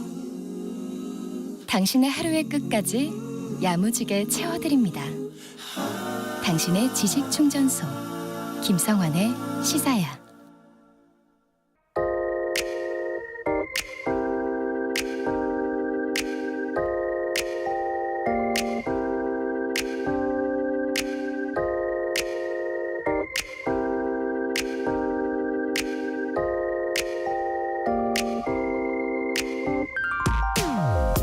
환경부가 일회용품 규제 정책 폐지를 발표한 지 이틀이 지난 9일 한 신문사 기자가 경기 화성시 종이빨대 제조회사 리엠비를 찾아갔다고 합니다. 창고엔 빨대 5,000개가 들어있는 상자 14,000개가 켜켜이 쌓여 있었고 공장에서는 이날도 한창 종이빨대가 만들어지고 있었다고 합니다. 하루 만들어지는 빨대는 5천만 개. 기자가 갓 나온 빨대를 손에 쥐자 따뜻한 온기가 느껴졌다고 합니다. 지난 2018년 설립한 리엠비는 접착제를 사용하지 않고 빨대를 생산하는 친환경 기술을 개발해 주목받았습니다. 정부 정책 기조에 맞춰 중국산 종이빨대를 국산으로 대체했다는 자부심으로 일했는데 환경부 발표로 그야말로 날벼락을 맞게 됐다고 합니다. 계도기간 종료를 앞두고 고객이 3배에서 5배까지 늘어날 거라고 보고 설비를 대거 늘렸는데 플라스틱 빨대 사용 금지 단속이 무기한 유예된 겁니다. 회사 대표가 지난달 환경부 관계자와 통화했을 때만 해도 기조가 변할 것이 없다는 답을 들었다고 하는데요. 환경부 발표가 나기 닷새 전부터는 전화를 아예 받지 않았다라며 분통을 터뜨리고 있었습니다. 대형 커피 전문점에 종이빨대를 납품하고 있는 리엠비의 사정은 그나마 나은 편. 소규모 종이빨대 제조업체들은 줄도산 위기에 놓였다고 합니다. 우뭇가사리를 이용해 친환경 종이빨대를 만들어 온 누리다운은 정부 발표 하루 만에 직원 11명이 전원 퇴사했다고 합니다. 누리다운 대표는 앞이 안 보이는 상황에서 직원들에게 조금만 더 버티자고 말할 면목이 없었다고 합니다. 이 회사도 계도기간 만료를 앞두고 2달치 생산 물량을 미리 만들어뒀는데 환경부 발표로 소규모 거래처 70% 이상이 거래 중단을 요청해왔다고 합니다. 재고를 비롯해 원자재와 설비 등 15억 원 이상 투입이 됐는데 무용지물이 될 처지가 된 겁니다. 오늘 오후 종이빨대 업체 대표들이 환경부를 찾아갔다고 합니다. 환경부는 뒤늦게 업체 피해 규모를 접수하고 지원 방안을 마련하겠다는 뜻을 밝혔다고 하는데요. 과연 그 약속 제대로 지킬 수 있을까요? 자신의 누뚱이 이름이 누리라서 누리빨대로 제품명을 지을 정도로 애지중지했다는 제조업체 대표. 이제는 어떻게 할 수 없다는 것이 참 막막하다는 그의 말이 왜 이렇게 아득하게만 느껴지는 건가요? 지금까지 오늘의 발견이었습니다.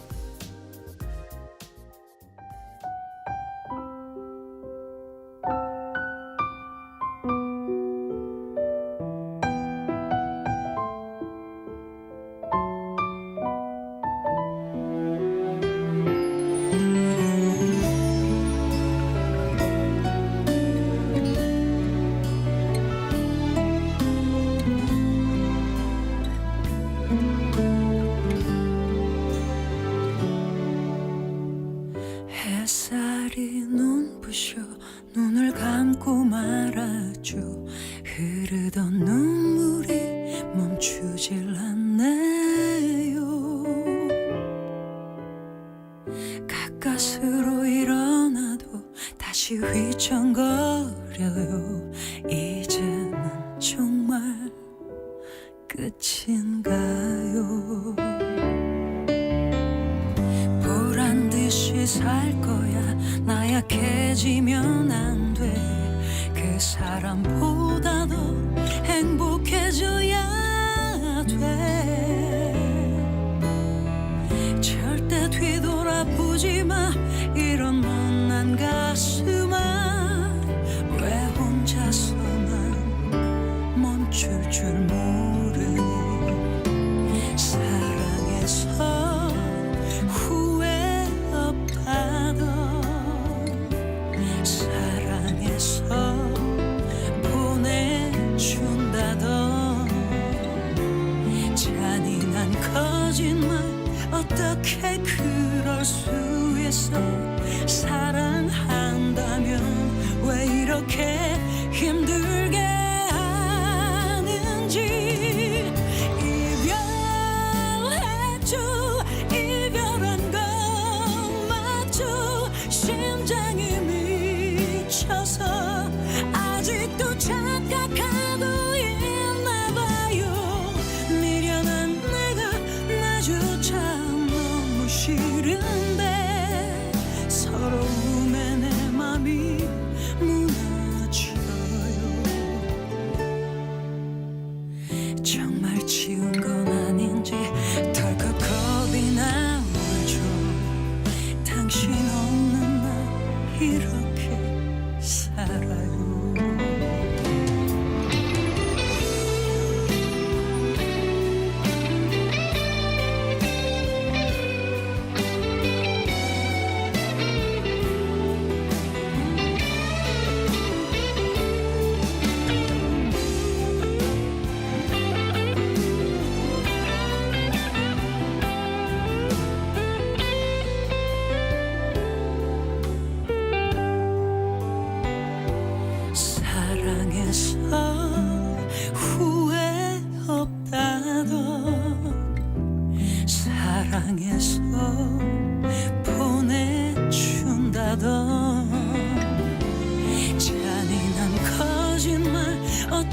어떻게 그럴 수 있어 사랑한다면 왜 이렇게 힘들게 하는지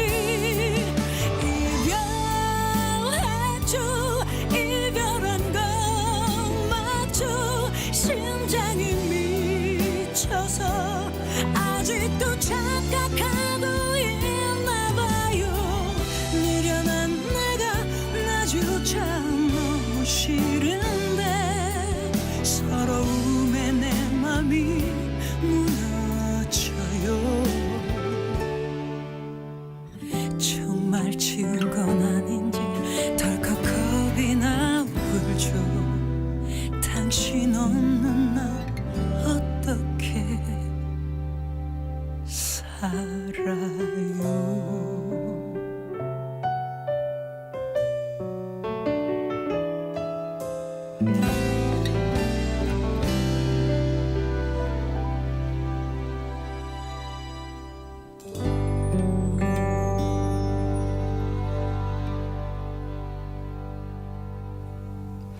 오늘의 발견에 이어서 이은미의 헤어지는 중입니다. 듣고 오셨습니다.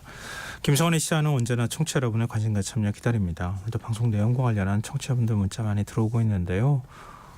청취자 김성진님, 정부 정책이 얼마나 중요한지 새삼 느낍니다. 플라스틱 빨대 그대로 쓸 수 있어 다행이라고만 생각했지 피해를 보는 사람들이 있을 거라고 생각은 못했네요. 이렇게 문자를 주셨고요.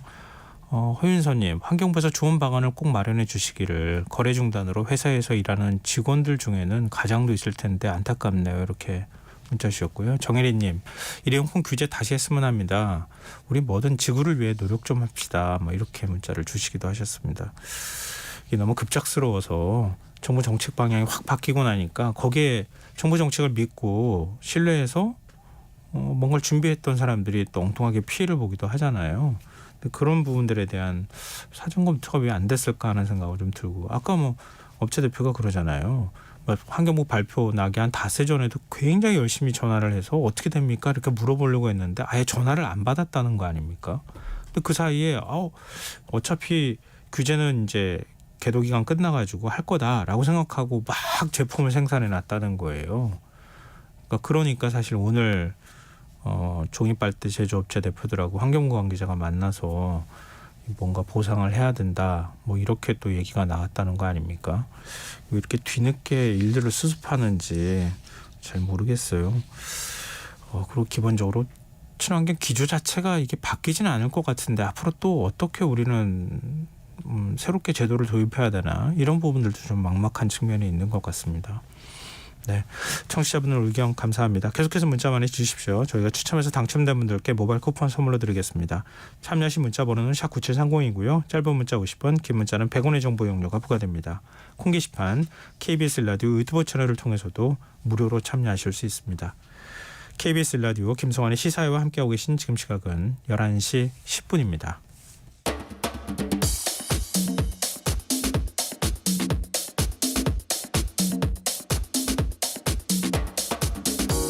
오늘 일어난 세상 곳곳의 소식들 당일 배송으로 전해드립니다. 밤사뉴스 이은경 뉴스캐스터 나와 계십니다. 안녕하세요. 네, 안녕하세요. 자녀를 출산하자마자 살해하고 안매장한 친모가 뒤늦게 경찰에 자수를 하는 일이 있었다고요? 네, 구청에서 계속 전화를 받으니까 압박감을 느껴서 자수를 한 것으로 알려지고 있는데요. 네. 30대 여성 A씨가 인천경찰청 여성청소년범죄수사대에서 긴급 체포가 돼서 구속이 됐습니다. 사건이 2012년으로 거슬러 올라가는데요. 네. 2012년 9월 초에 도봉구 자택에서 아이를 낳았습니다. 첫째 아들을 이불로 감싸서 살해한 뒤에 인근 야산에 묻고 유기한 혐의를 받고 있고요. 네. 2015년에는 10월 중순 인천 연수구의 자택에서 또 신생아인 둘째 아들을 낳아서 살해한 뒤에 문학산에 유기한 혐의를 받고 있습니다. 그러니까 두 아들 모두 다 병원에서 자연분만으로 낳고 하루나 이틀 뒤에 퇴원하자마자 출생신고도 안 하고 살해한 것으로 조사가 됐는데요. 네. 인천경찰청에 9일 오후에 스스로 찾아와서 자수했습니다. 2012년에 낳고 출생 신고하지 않은 아이와 관련해서 왔다라고 하면서 자수를 신청을 한 건데 지난 6월에 2015년부터 2022년 사이에 출생했지만 신고되지 않은 아동에 대한 전수조사가 있었고 네. 인천시 연수구청에서 2010년하고 2014년 사이에 태어난 미신고 아동을 추가로 조사를 하면서 구청에서 이제 전화를 받으니까 예. 큰아이가 2012년생이잖아요. 그러니까 그것과 관련돼서 이제 구청 직원이 자꾸 물으니까 대답을 하다가 압박을 느껴서 자수를 했다고 실토를 했습니다. 첫째 아들 살해 혐의가 드러나니까 긴급 체포가 됐고 나중에 조사를 하면서 2015년에 추가 살해한 정황을 확인한 상황이고요. 진술에 따라서 그 인천 문학산에서 둘째 아들 시신이 발견이 됐습니다. 근데 친부는 이런 사실을 혹시 알았습니까?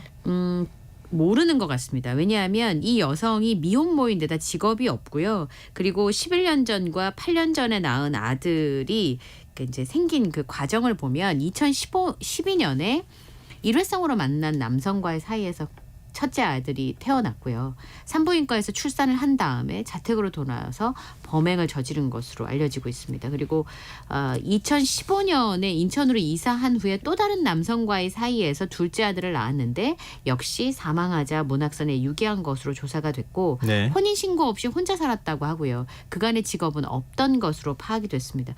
그래서 두 아들의 친부가 다르고요. 이 미혼모인 A씨의 진술에 따르면 일회성으로 만난 남성들이어서 정확히 누군지는 모른다라고 주장을 하고 있습니다. 현재까지 도망할 염려가 있다고 해서 구속영장이 발부가 된 상황이고 사체 유기 혐의도 공소시효가 7년인데 사체 유기 혐의는 공소시효가 지났기 때문에 적용하지 않았다고 합니다. 이후에 이제 범행 경위나 이유 등에 대한 자세한 조사가 이어질 것으로 보입니다. 네. 알겠습니다. 최근 과일값이 많이 올라서 사 먹기 무섭다 이런 얘기들을 많이 하잖아요. 네. 예. 저도 좀 느끼지만 한 예전에 비해서 예년에 비해서 한 몇 배 오른 것 같은 느낌이에요. 맞아요. 예. 금사과가 추석 기간 내내 가격이 비싸서 꽤 네. 압박을 느끼셨을 텐데요. 최근에 우리가 많이 먹는 게 사과, 배 이런 과일들을 주로 많이 네네. 먹게 되는데 통계청에서 발표한 내용을 보니까 지난달에 사과 소비자 물가 지수가 지난해 같은 달보다 72.4%나 올랐고요. 토마토도 22.8%가 올랐습니다. 이달에 사과를 한국농촌경제연구원에서 보고서 낸 거를 보니까 네. 10kg짜리를 기준으로 봤을 때 도매가 5만 원에서 5만 4천 원 정도 가격이 형성돼 있는데 이게 작년에 비교하면 79.9%에서 94.2% 올랐으니까 체감으로는 거의 2배 이상 오른 것으로 느끼실 수 있을 것 같습니다. 평년 도매 가격을 봤을 때도 그러니까 2018년부터 2022년까지 최고랑 최저치를 제외하고 평균 가격을 내보니까 그것보다도 87.2%와 102.2%로 높은 수준이고요. 배 같은 경우도 신고배 15kg에 네. 5만 3천 원에서 5만 7천 원 정도로 1년 전과 비교하면 68.3%, 81%가 올랐습니다. 그리고 저는 개인적으로 요쯤 되면 네. 대봉씨를 되게 좋아해요. 네네. 맛있기도 하고 사실은 잘 만들기도 어렵고 그런데 네. 가격을 보니까 와 단감이 감이 이렇게 오른 적이 있었을까 싶을 정도로 지금 많이 오른 상황이거든요. 단감도 10kg에 36,000원에서 4만 원 정도인데 이게 작년과 비교하면 41.7%, 57.5% 가까이 올랐습니다. 감귤은 1년 전에 9,600원과 비슷하거나 조금 오른 거는 14.6% 정도 올랐으니까 날씨가 별로 안 좋았잖아요. 네. 이상기후에다가 또 비도 많이 내리고 병충해도 많이 있어가지고 올해는 가격이 굉장히 많이 올랐습니다. 참 이렇게 어떤 뭐랄까요? 그냥 심심하고 궁금할 때 사과 하나 꺼내서 먹거나 아니면은 귤 하나 그렇죠. 꺼내서 먹거나 예. 이게 좀 낙이라고도 할 수 있을 텐데 네. 그럼 못 즐긴다는 얘기가 되는 거잖아요. 네, 그렇습니다. 근데 혹시 가격이 떨어진 농산물은 없어요? 당근이요. 작년에 가격이 좀 많이 올랐어가지고 재배 네. 농가들이 당근을 많이 생산을 했더니 또 공급 과잉 때문에 가격이 지금 하락하는 것이 예상이 되고 있습니다. 지금 비상품 당근을 산지에서 자율 폐기하고 시장에서 유통하지 않겠다. 제주에 있는 이제 농협하고 제주 당근연합회에서 그렇게 이제 결의를 한 상황인데요. 예. 당근 생산량이 작년에 비해서 2배 가까이 늘어났다고 합니다. 그러니까 가격이 많이 떨어졌겠죠. 예. 예상 생산량을 보니까 작년에 비해서 84.7%가 많이 만들어졌어요. 생산을 많이 했으니까 아무래도 이제 가격이 떨어질 수밖에 없는 상황인데요. 실제로 서울 가락시장에서 당근 20kg이 36,497원인데 이게 작년에 같은 용량이 8718원이었거든요. 네. 그러니까 절반 아래로 떨어진 상황이에요. 예. 그렇다고 당근 한꺼번에 많이 먹기는 좀 그렇죠. 예, 여러모로 좀 다른 거랑 어려우니까. 요리해서 먹어야 되는 거니까. 네, 그래서 그런 부분이 있고 양배추가 지금 8kg이 한 망에 5,336원이거든요. 예. 이게 이게 작년에 작황부진으로 생산량이 줄어들면서 유례없이 강세를 보여왔는데 네. 10월까지 양배추 값이 작황이 좋지 않아 출하량이 감소해서 10,000원대였거든요. 예. 근데 이게 이제 약세로 좀 떨어지는 상황인 거죠. 고랭지 양배추 물량이 아직 나오고 있는데 가을 양배추도 출하가 되면서 시장 반입량이 좀 늘어나니까 양배추도 가격이 조금 하락하고 있는 상황입니다. 당근 주스 많이 만들어 먹고 양배추 쌈 먹어야 되나요? 같이 갈아서 먹으면 되죠. 양배추랑요? 예, 그 건강 그래요? 주스 같은 거를 네. 사과, 당근 넣고요. 사과 좀 비싸게 조금 넣고 당근을 좀 많이 넣으시고 양배추 살짝 삶아서 데쳐서 갈아서 그러니까요. 드시면 굉장히 몸에 특히나 소화기관 약하신 분들 맞아요. 양배추 되게 좋다 그러잖아요. 네네. 양배추 뭐 이렇게 삶아가지고 양배추 네. 쌈 먹어도 저도 개인적으로 좋아하는데 예. 그렇게 먹으면 좋겠다 싶네요. 네. 말씀 들어보니까. 네, 지금 여러분께서는 KBS 라디오 김성환의 시사회와 함께하고 계십니다. 밤잠수 계속 이어가겠습니다. 이게 무슨 얘기입니까? 베트남에서 마약 유통 혐의로 재판을 받던 한국인 2명이 사형 선고를 받았어요. 네, 60대 한국인 김모 씨와 또 다른 한국인이 강모 씨인데요. 216kg 상당의 마약을 유통한 혐의고 이 범행에 중국인하고 베트남 사람을 포함해서 16명이 가담을 했는데 다 사형 선고를 받았습니다. 2019년에 이 김모 씨가 베트남에다 원래 화강암을 수출했는데 예. 중국인을 만나서 그 다음에 마약 밀매에 손을 댔던 모양입니다. 그래서 7월에 같은 해 7월에 인천항으로 보내려던 화강암 블록에다 마약을 숨겼다가 현장에서 베트남 군과 공안에 적발이 됐습니다. 이번에 압수된 마약이 필로폰을 포함해서 40kg에 이르는데요. 네. 캄보디아에서 마약을 가지고 와서 대부분 현지에서 유통하고 남은 거는 한국으로 보낸 것으로 조사가 됐습니다. 검거 당시에 베트남의 보도를 보면 20년 경찰 경력을 통해서 이런 수법을 미리 알고 있었다라는 김 씨의 진술을 전하기도 했는데요. 이거는 뭐 사실이 아닌 것으로 전해지고 있습니다. 재판 직후에도 이 김모 씨가 원래 한국에서 경찰이었다. 뭐 이런 보도들이 나오고 있는데 네. 한국 경찰청에서는 경찰로 재직한 적이 없다라고 설명을 했고요. 대신에 이 김모 씨가 2000년부터 16년 동안 출입국 관련 위반 혐의로 한국에서 6번이나 수감된 적이 있는 것으로 알려지고 있는데 베트남 같은 경우는 마약 범죄에 굉장히 엄중하게 처벌을 하는 것으로 알려진 국가잖아요. 마약류를 반입했다가 적발이 되면 2년 이상의 징역형, 특히나 헤로인은 600g 이상 또는 필로폰은 2.5kg 이상을 소지하거나 밀반입하면 사형에 선고될 수 있는 그런 국가입니다. 그럼 40kg이라고 얘기하셨으니까 지금 네. 이제 사형 선고받았다고 네. 하는데 사형이 집행될 가능성도 있습니까? 집행이 될 가능성은 뭐 지금 확언할 수는 없습니다만 우리나라와는 달리 베트남 같은 경우는 사형을 굉장히 적극적으로 집행하는 국가입니다. 그럼에도 불구하고 뭐 알려진 통계는 없지만 한국인에게 사형을 선고한 사례가 여러 번 뭐 이전에도 있었는데 네. 실제로 집행을 하지는 않았답니다. 아직까지는 그 집행했다는 소식이 전해지지 않았기 때문인데요. 네. 작년에 베트남에서 한인 교포를 상대로 강도사질을 저질렀던 30대 남성에게 사형을 선고했고 2009년에는 베트남 여대생을 살해한 한국 청년에게도 사형을 선고했습니다. 외교적인 문제를 감안해서 외국인에 대해서는 관행적으로 사형을 집행하지 않는다고 합니다. 속죄주의 원칙이지만 예를 들어서 자국민에 대한 사형 집행을 했을 때 네. 그 나라 국가랑 외교적 마찰이 있을 것을 우려해서 집행을 하지 않는 것으로 알려지고는 있습니다만 뭐 이걸 갖고 확언할 수는 없을 것 같고요. 실제로 우리나라랑 베트남 교육량이 굉장히 많잖아요. 예. 이런 상황에서 우리나라 사람에 대해서 사형을 집행할까 가능성이 크지 않다는 게 전문가들의 얘기입니다. 그런데 외국인에 대해서도 사형을 적극적으로 집행하는 나라가 있는데 그게 바로 중국이죠. 그래서 중국의 경우에는 2014년, 2004년, 2001년에 한국인 살인범과 마약사범에게 사형을 처했고 실제로 지난 8월에도 사형을 집행한 적도 있었습니다. 뭐 세계국가들이 전부 마약하고 전쟁을 하고 있는 거 아닌가 싶네요. 네.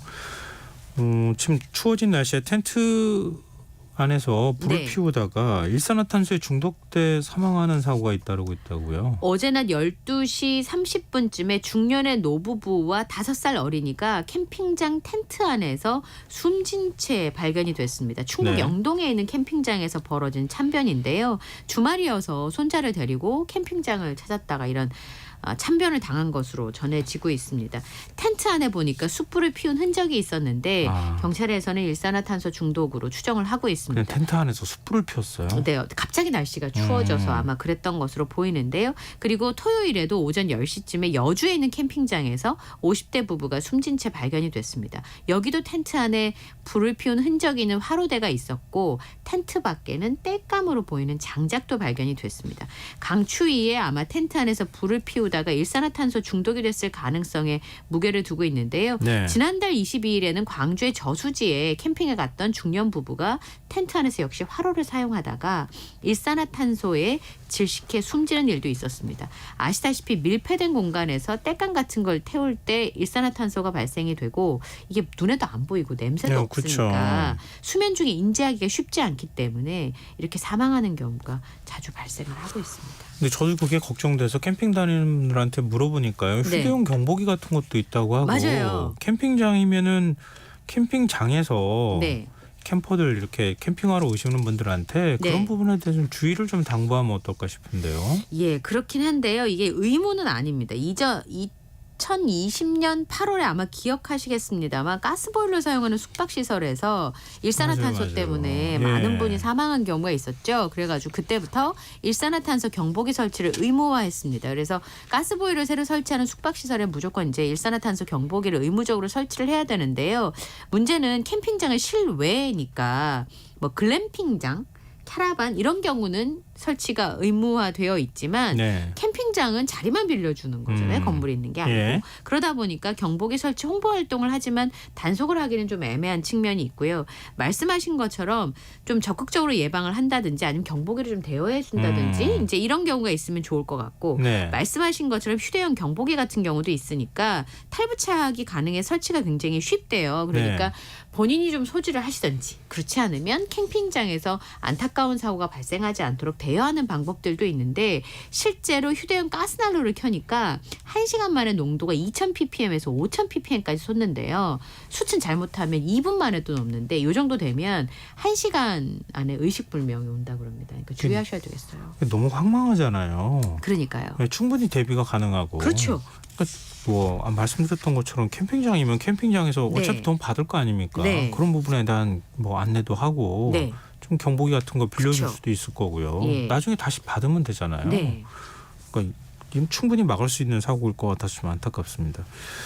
요즘 뭐 전국이 빈대로 난리가 났다 뭐 이런 그러니까요. 얘기가 나올 정도인데 빈대 출현 현황을 알려주는 지도까지 등장했다고요? 그 블록체인 회사에서 이거 만들었어요. 예. 코드4체인이라고 하는 건데요. 빈대맵 웹사이트를 만들었는데 제가 좀 전에 들어가 보니까 예. 이렇게 빨간색하고 노란색이 있더라고요. 예. 여기가 나흘 만에 누적 3, 4만 명이 방문하는 관심을 받고 있는 웹사이트가 됐는데 네. 이게 이상하잖아요. 블록체인 회사인데 알고 보니까 여기 이제 처음 이 뉴스가 나왔을 때 가족 중에 한 사람이 너무 이 걱정을 하니까 그러면 이렇게 두려움에 떨고 있는 시민들에게 정보를 좀 공유해서 안심을 해보자 이런 취지에서 만들었다고 합니다. 우선 여기는 뉴스가 있고 제보하는 게 있어요. 뉴스에서 어디가 빈대가 출현했다라고 하면 네. 건 빨간색으로 표시가 되어 있고요. 그다음에 시민들의 제보가 있는 경우는 신뢰도가 뉴스만큼 높지는 않으니까 네. 그거는 참고하시라. 그래서 노란색으로 표시가 되어 있습니다. 정확하지 않은 정보가 만약에 노출됐을 때는 공포감을 지나치게 조장할 수 있기 때문에 그렇게 약간 차이를 둬서 뉴스 통계를 제공하고 있습니다. 또 참고하시면 어떨까싶고요. 네. 그런데 중고거래 사이트에서 빈대를 사겠다는 구매글이 올라옵니까? 이유는 층간 소음으로 인해서 항상 당하던 제가 빈대 뉴스를 보고 오아시스를 본 느낌입니다. 옆집을 혼내주고 싶습니다. 빈대 10마리를 채집해서 지퍼백에 담아서 택배로 보내주시면 감사하겠습니다. 가격은 3,000원이라고 하는데요. 어떻게 이런 생각을 하셨는지. 예. 기바 이거 뭐라고 얘기해야 할지 모르겠네요. 네. 이건 뭐 옳은 방법은 아니죠. 아 근데 이런 걸 또 방법으로 알려주는 것처럼 돼가지고 이거 예. 절대 하시면 안 되고요. 아, 그럼요. 예, 그럼 정말 이런 방법은 좋지 못합니다. 예. 이거 한번 이렇게 생기면은 아마 틀림없이 그 집으로까지 갈 거예요. 빈대가. 오죽하면 그 집에만 머물지는 않을 겁니다. 예. 초가상간 태운단 말이 있잖아요. 맞아요. 빈대저울에다가. 예. 하여튼 좀 이런 생각은 좀 안 하셨으면 안 좋겠네요. 하셨으면 좋겠습니다. 자, 오늘 밤참수 여기까지 하겠습니다. 지금까지 이영경 뉴스캐스터와 함께했습니다. 고맙습니다. 고맙습니다.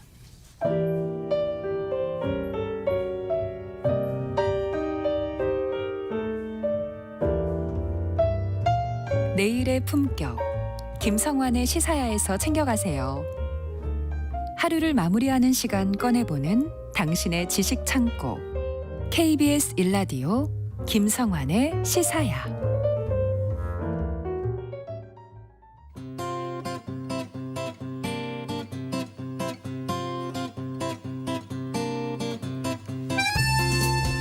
이스라엘군이 가자지구 최대 의료시설인 알시파 병원 일대를 공격하면서 인도주의적 위기에 대한 전 세계의 우려가 커지고 있습니다.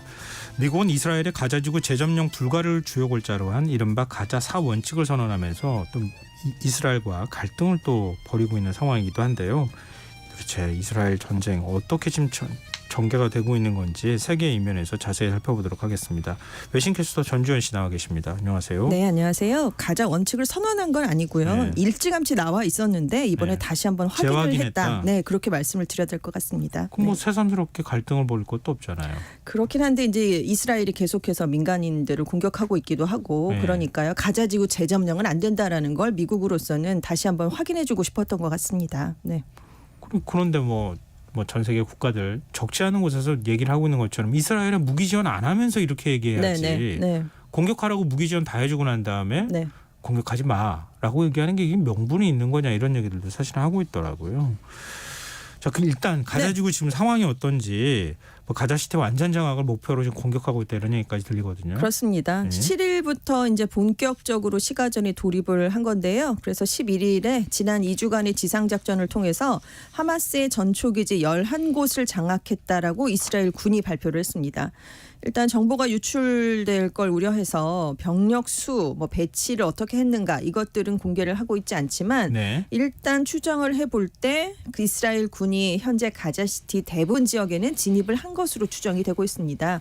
하지만 지하 땅굴이 지금 500km가 넘잖아요. 총 길이가. 그 땅굴을 파괴하는 데는 아직 어려움이 많은 것으로 보입니다. 지하에서는 여전히 하마스가 우세한 상황으로 파악이 되고 있고요. 지금 지상전이 본격화가 됐고 양측 간의 교전이 이제 치열해지면서 네. 가자지구 안에 있는 민간인 희생자 수도 계속 늘고 있는데요. 가자지구 보건부 집계에 따르면 10일까지 민간인 사망자가 11,078명이 발생했습니다. 근데 이 중에 어린이랑 청소년 수가 4,506명이니까요. 네. 거의 한 절반 정도는 어린이와 청소년 사망자라고 봐도 될 것 같습니다. 가자 지역 최대 의료기관인 알시파 병원이 공격받았다 이렇게 얘기하는데 이스라엘은 또 우리가 공격하지 않았다 이렇게 얘기를 해요. 이거 어떻게 된 겁니까? 그러니까 직접적인 총격을 가하진 않았다라는 게 이제 이스라엘 군의 얘기고요. 그 예. 주변을 공격했다라는 얘기가 이제 이스라엘의 주장입니다. 일단은 하마스가 10일에 이스라엘 군이 이 알시파 병원을 폭격해서 최소 13명이 숨졌다라고 주장을 했는데요. 네. 가자지구 보건부가 12일에 이제 알시파 병원의 전기가 끊겼다. 인큐베이터 작동이 중단되면서 미수가 모두가 3명이 사망했다라는 발표도 내놨습니다. 이 병원 전기가 11일부터 끊겼거든요. 네. 그런데 결국 심장 집중 치료실도 파괴가 됐습니다. 그래서 병원이 결국 포위된 지 이틀 만에 운영을 중단한다라는 결정을 내렸고요. 10일 기준으로 환자 2,500명이 떠났고 현재는 환자 700명, 피난민 2,000명, 그래서 한 3,000여 명 정도가 남아있는 것으로 알려져 있습니다. 알시파 병원 측은 이스라엘이 우리 병원을 직접 공격했다. 그래서 사상자가 속출하고 있다라고 주장을 하는 반면 네. 이스라엘은 하마스가 병원 건물 지하를 지휘 통제소로 활용하고 있다라면서 병원을 직접적으로 공격하진 않았다. 병원 인근의 테러범들과 싸우고 있고 오히려 병원과 직접 소통하면서 환자와 의료진의 대피를 돕고 있다라고 얘기를 했는데요. 하지만 이 병원이 하마스의 지휘소라는 명확한 증거는 제시하지 않고 있는 상황입니다. 그리고 문제는 알시파 병원만 있는 게 아니라요. 지금 가자 지구에 있는 다른 병원들도 전투가 격화되면서 거의 대부분이 운영을 할 수 없는 상태인 것으로 알려졌고요. 예. 미국이 이스라엘의 가자 지구 내 병원을 대상으로 한 공격에 대해서 경고를 보냈습니다. 그러면서 민간인을 향한 공격을 중단하라라고 촉구했는데요. 하지만 이스라엘군은 이 촉구에 대해서도 병원에는 공격을 가하지 않았다라면서 계속해서 공격을 이어갈 뜻은 분명하게 또 한 번 나타냈습니다. 근데 뭐 개전 초기에는 하마스가 더 비난을 받았잖아요. 네, 국제사회에서. 그렇죠. 네. 근데 시간이 지나면 지날수록 이스라엘이 오히려 비난을 받는 네. 지금 여론이 별로 안 좋은 상황으로 자꾸 가는 것 같아요. 그렇습니다. 민간인 피해가 지금 말도 안 될 그러니까요. 정도로 커져버렸거든요. 뭐 네. 10,000명 넘었다는 게 벌써 한참 전 얘기고. 그렇습니다. 근데 지금 병원 공격으로 인질 협상이 중단됐다고요? 네, 네타냐후 총리가 가자 지구에 억류돼 있는 인질 239명이 다 석방이 돼야 휴전이 가능하다라는 입장을 굽히지 않고 있는데요. 하마스가 그동안 미국 또 카타르의 중재로 이스라엘과 인질 석방을 놓고 물밑 협상을 벌여온 것으로 알려져 있습니다. 그런데 이렇게 가자 지구 병원들을 향한 무차별 공격이 이어지니까 인질 협상을 중단했는데요. 네. 그래서 이스라엘에서 11일에 하마스에 끌려간 인질 가족들을 중심으로 수천 명이 모인 시위가 열렸습니다. 그래서 시위대는 정부가 인질 석방을 최우선 순위로 여기지 않는 것 같다라면서 정부를 비판하는 목소리를 나타냈습니다. 지금 국제법상으로 어떻게 돼 있습니까? 뭐 그게- 예를 들면 누군가가 네네. 테러리스트가 숨었다 그래서 그 병원 이렇게 네. 막 공격해도 되는 겁니까? 그러니까 이게 지금 이제 관건인데요. 전쟁에 관한 국제 인도법이란 게 있습니다. 네. 그래서 병원은 전쟁 중에도 보호해야 할 대상으로 규정이 돼 있어요. 다만 병원이 교전국의 군인을 숨겨준다거나 네. 무기를 보관하는 등의 수단으로 이용되면 이 보호 대상 지위를 잃을 수가 있습니다. 그래서 지금 이스라엘 군은 이 점을 들어서 병원 공격은 정당하다라고 주장을 하고 있는 건데요. 네. 하지만 일부 국제법 전문가들은 하마스가 병원을 지휘 통제소로 사용하고 있다라는 이스라엘의 주장이 사실이더라도 의료시설을 향한 즉각적인 공격으로 이어져도 된다는 뜻은 아니다라고 해석을 하고 있습니다. 그러니까 의료시설을 공격하기 전에 환자와 의료진들이 안전하게 대피를 할 수 있게 충분한 경고를 해야 한다는 거고요. 또 외신들은 군사적인 목표보다 공격 때문에 발생하는 민간인 피해 규모가 과도하게 크다면 그 공격은 국제인도법상 불법이 될 수 있다라고 보도를 하고 있습니다. 그리고 카림 칸 국제형사재판소 검사는 병원이 군사적 목적으로 사용이 됐다고 하더라도 그것을 입증할 책임은 공격하는 쪽에 있는데 그 증거를 내놔야 될 기준은 굉장히 높은 것이다라고 지적을 하고 있습니다. 그래서 지금 UN 또 세계보건기구 등은 병원의 전력, 물, 식량 공급을 끊고 또 대피하려는 환자와 민간인에게 총격을 가하는 행위는 정당화될 수가 없다. 병원 안에 있는 환자와 피난민들이 안전이 아주 심각하게 우려된다라면서 이스라엘을 비판하고 있습니다. 그 가자지구에 있는 의사가 네. 그 앞에 있는 아파트 우리가 폭격할 거니까 대피시켜라 그러면서 몇 시간 전에 그 이스라엘 정보기관으로부터 통보받았다. 네. 이 얘기를 공개를 했었잖아요. 네네. 근데 폭격하지 말아주십시오 그랬더니 우리는 그런 걸 할 수가 없다. 네. 몇 시간 뒤에 폭격하겠다. 그리고 실제로 폭격한다는 거잖아요. 그렇습니다. 근데 사는 집에서는 그렇게 나갈 수 있지만 병원에서는 못 나가잖아요. 못 나가죠. 네. 근데 그렇게 해가지고 폭격한다고 해서 이게 인도주의적인 뭐 어떤 조치를 취했다고 말할 수 있는 건가? 그래서 지금 비판의 목소리가 이스라엘 쪽에 조금 더 높게 나타나고 있는 것 같습니다. 근데 이스라엘과 미국은 지금 어느 부분에서 입장 차이가 생기는 겁니까? 그러니까 이 병원 폭격에 대한 것도 그렇죠. 민간인 공격을 하지 말라, 병원에 대한 공격을 중단해라라고 미국은 했지만 지금 계속해서 이스라엘은 하고 있는데 네. 지금 굉장히 크게 좀 상대가 되고 있는 게 가자지구 전후 처리 문제 때문에 입장 차가 또 커지고 있어요. 예. 네타냐후 이스라엘 총리는 가자지구를 팔레스타인 자치정부 통제해 두는 것에 반대한다라고 밝혔는데요. 지금 자치정부가 서한지구 쪽을 통치하고 있잖아요. 네. 하마스보다는 좀 온건하고 서방 국가들과도 협상할 뜻이 있는 것으로 알려졌습니다. 그런데 네타냐후 총리는 이 자치정부의 가자지구를 넘겨주면 아이들에게 이스라엘을 혐오하고 죽이도록 교육을 할 것이다. 그래서 우리는 가자에 대한 통제권을 포기할 수가 없다라는 입장을 굽히지 않고 있습니다.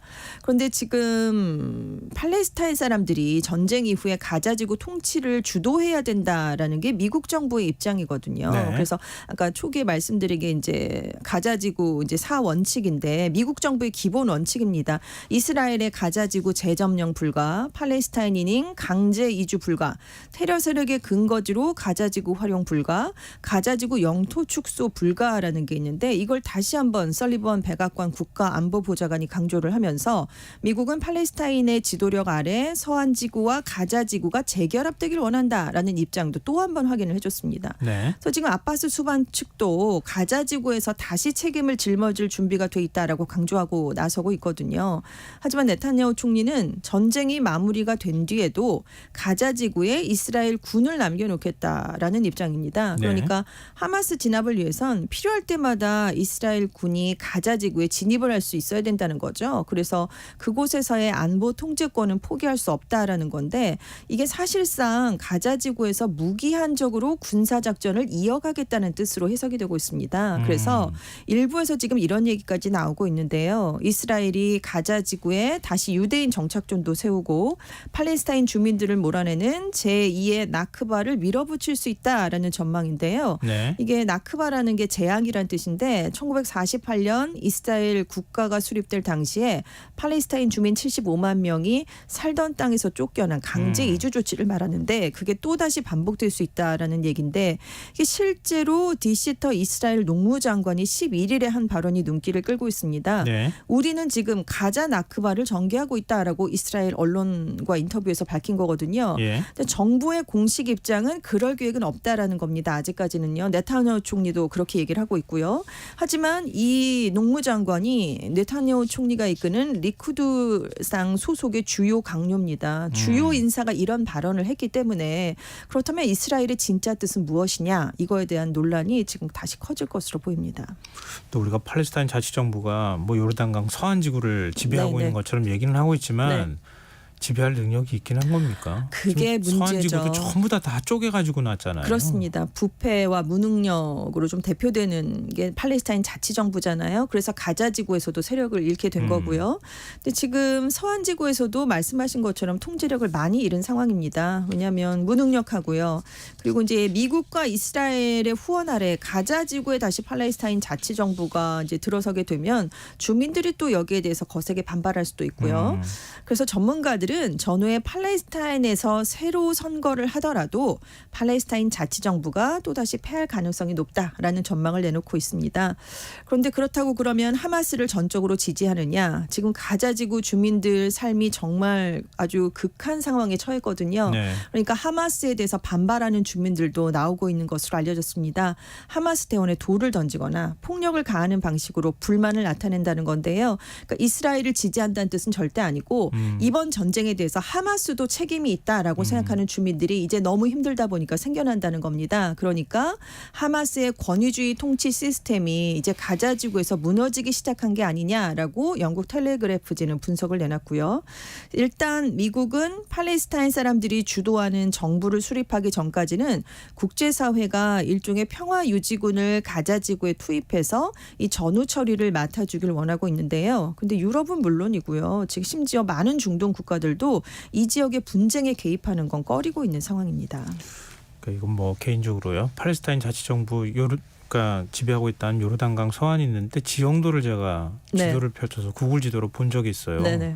전부 산악지대예요. 네. 평지는 전부 이스라엘이 가져갔고. 그렇죠. 좋은 그러니까 땅은. 그 산악지대에 전부 지금 팔레스타인 자치지역이라고 몰아넣어놓고 네. 그것도 이스라엘 정착촌을 중간중간에 계속 지금 그렇습니다. 만들어놨어요. 확대하고 있고요. 네. 그러니까 자치정부가 사실상 실효적 지배를 하기가 어려운 상황인데 과연 나중이라도 네. 팔레스타인 자치정부에 맡긴다고 이 문제 해결이 될까? 이런 생각이 좀 드는데 결국 중동 지역에 있는 다른 국가들이 어떤 태도를 취하느냐가 매우 중요한데 그렇습니다. 다른 국가들도 지금 한 발을 빼는 분위기예요. 그렇죠. 직접 개입은 꺼리고 있다라고 말씀을 드렸는데요. 네. 11일에 그래서 사우디아라비아에서 이슬람 협력기구와 아랍연맹의 합동 특별 정상회의가 열렸습니다. 공동 성명이 나왔어요. 이스라엘을 향해서 야만적인 학살을 멈춰라라는 규탄의 목소리가 모아졌고요. 이스라엘의 전쟁 범죄를 막기 위해서 국제사회가 힘을 합쳐야 한다라는 데도 뜻을 모았습니다. 그런데 이스라엘이 받는 타격은 크지 않을 것이다라는 분석이 바로 나왔어요. 네. 왜냐하면 이렇게 할 경우에 아랍 국가나 뭐 이슬람권이 이스라엘을 정치적, 경제적으로 압박할 수 있는 뭔가 조치를 내놨어야 되는데 그게 없었습니다. 외교적으로 단절을 한다던가 경제적인 제재, 팔레스타인에 대한 경제 군사적 지원 이렇게 실효성 있는 지원이 없었고요. 구두로만 비판하는 데 그쳤습니다. 또 이스라엘에 무력 공격을 하겠다라고 경고하는 내용도 빠졌고요.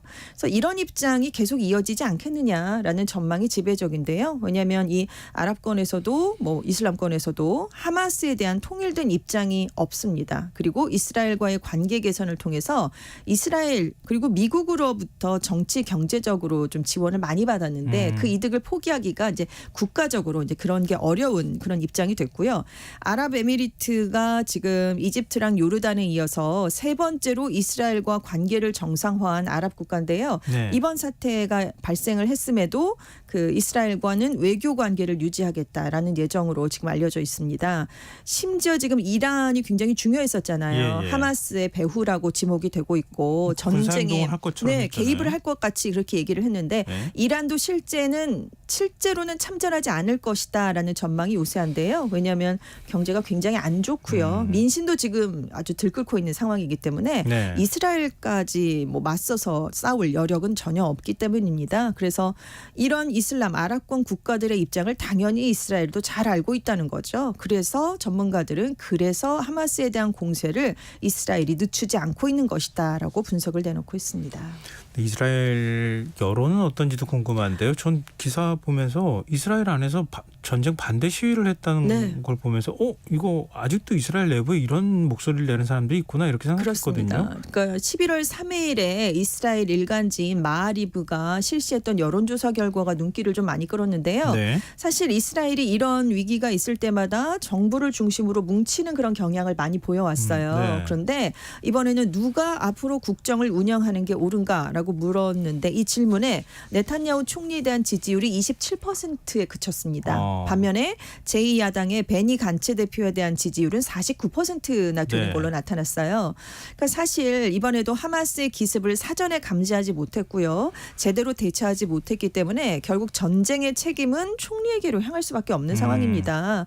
그리고 이제 이스라엘에서 이 네탄야후 총리에 대한 비판이 높은 게 안보 공백이 생긴 게 총리 때문이라는 거죠. 자신의 연임을 위해서 무능한 극우 인사들을 정부 주요직에 임명했기 때문이다라는 비난이 커지고 있습니다. 그런데 지금 네탄야후 총리는 자신의 책임은 인정하지 않고요. 군 수뇌부와 보안국에 책임을 떠넘기고 있는 상황입니다. 네. 그래서 사실 전시 상황이니까 네탄야후 총리 물러가라라는 얘기가 나오긴 쉽지 않았거든요. 그렇죠. 예전 같다면. 예. 그런데 지금 시민들이 벌써부터 네탄야후 총리를 구속해라라고 외치고 있는데요. 구속하라고요? 그렇습니다. 4일에 이제 13채널 방송이 했던 여론조사 결과에서는 이스라엘 국민의 76%가 현재 네탄야후 총리가 사임을 해야 한다라는 입장을 보인 것으로 나타났어요. 그리고 응답자의 74%는 이스라엘 군 지휘부가 전쟁을 이끌어야 한다고까지 얘기를 했는데요. 안 그래도 전쟁 전부터 사법국 권한을 축소하는 문제 때문에 네탄야후 총리에 대한 여론이 굉장히 안 좋았었잖아요. 사법 결정을 아예 무시해버리려고 그렇습니다. 했잖아요. 그래서 전쟁을 겪으면서 더 나빠졌다라는 것으로 분석이 되고 있고요. 응답자의 64%는 전쟁이 끝나는 대로 총선을 치러야 한다라는 입장을 보였는데요. 이스라엘 정치 전문가들은 과거에도 안보 공백이 생길 때마다 이스라엘 총리들이 책임을 지고 물러나야 했었는데 이번에도 예외는 아닐 것이다라고 보고 있습니다. 전쟁이 언제 끝날지 모르잖아요.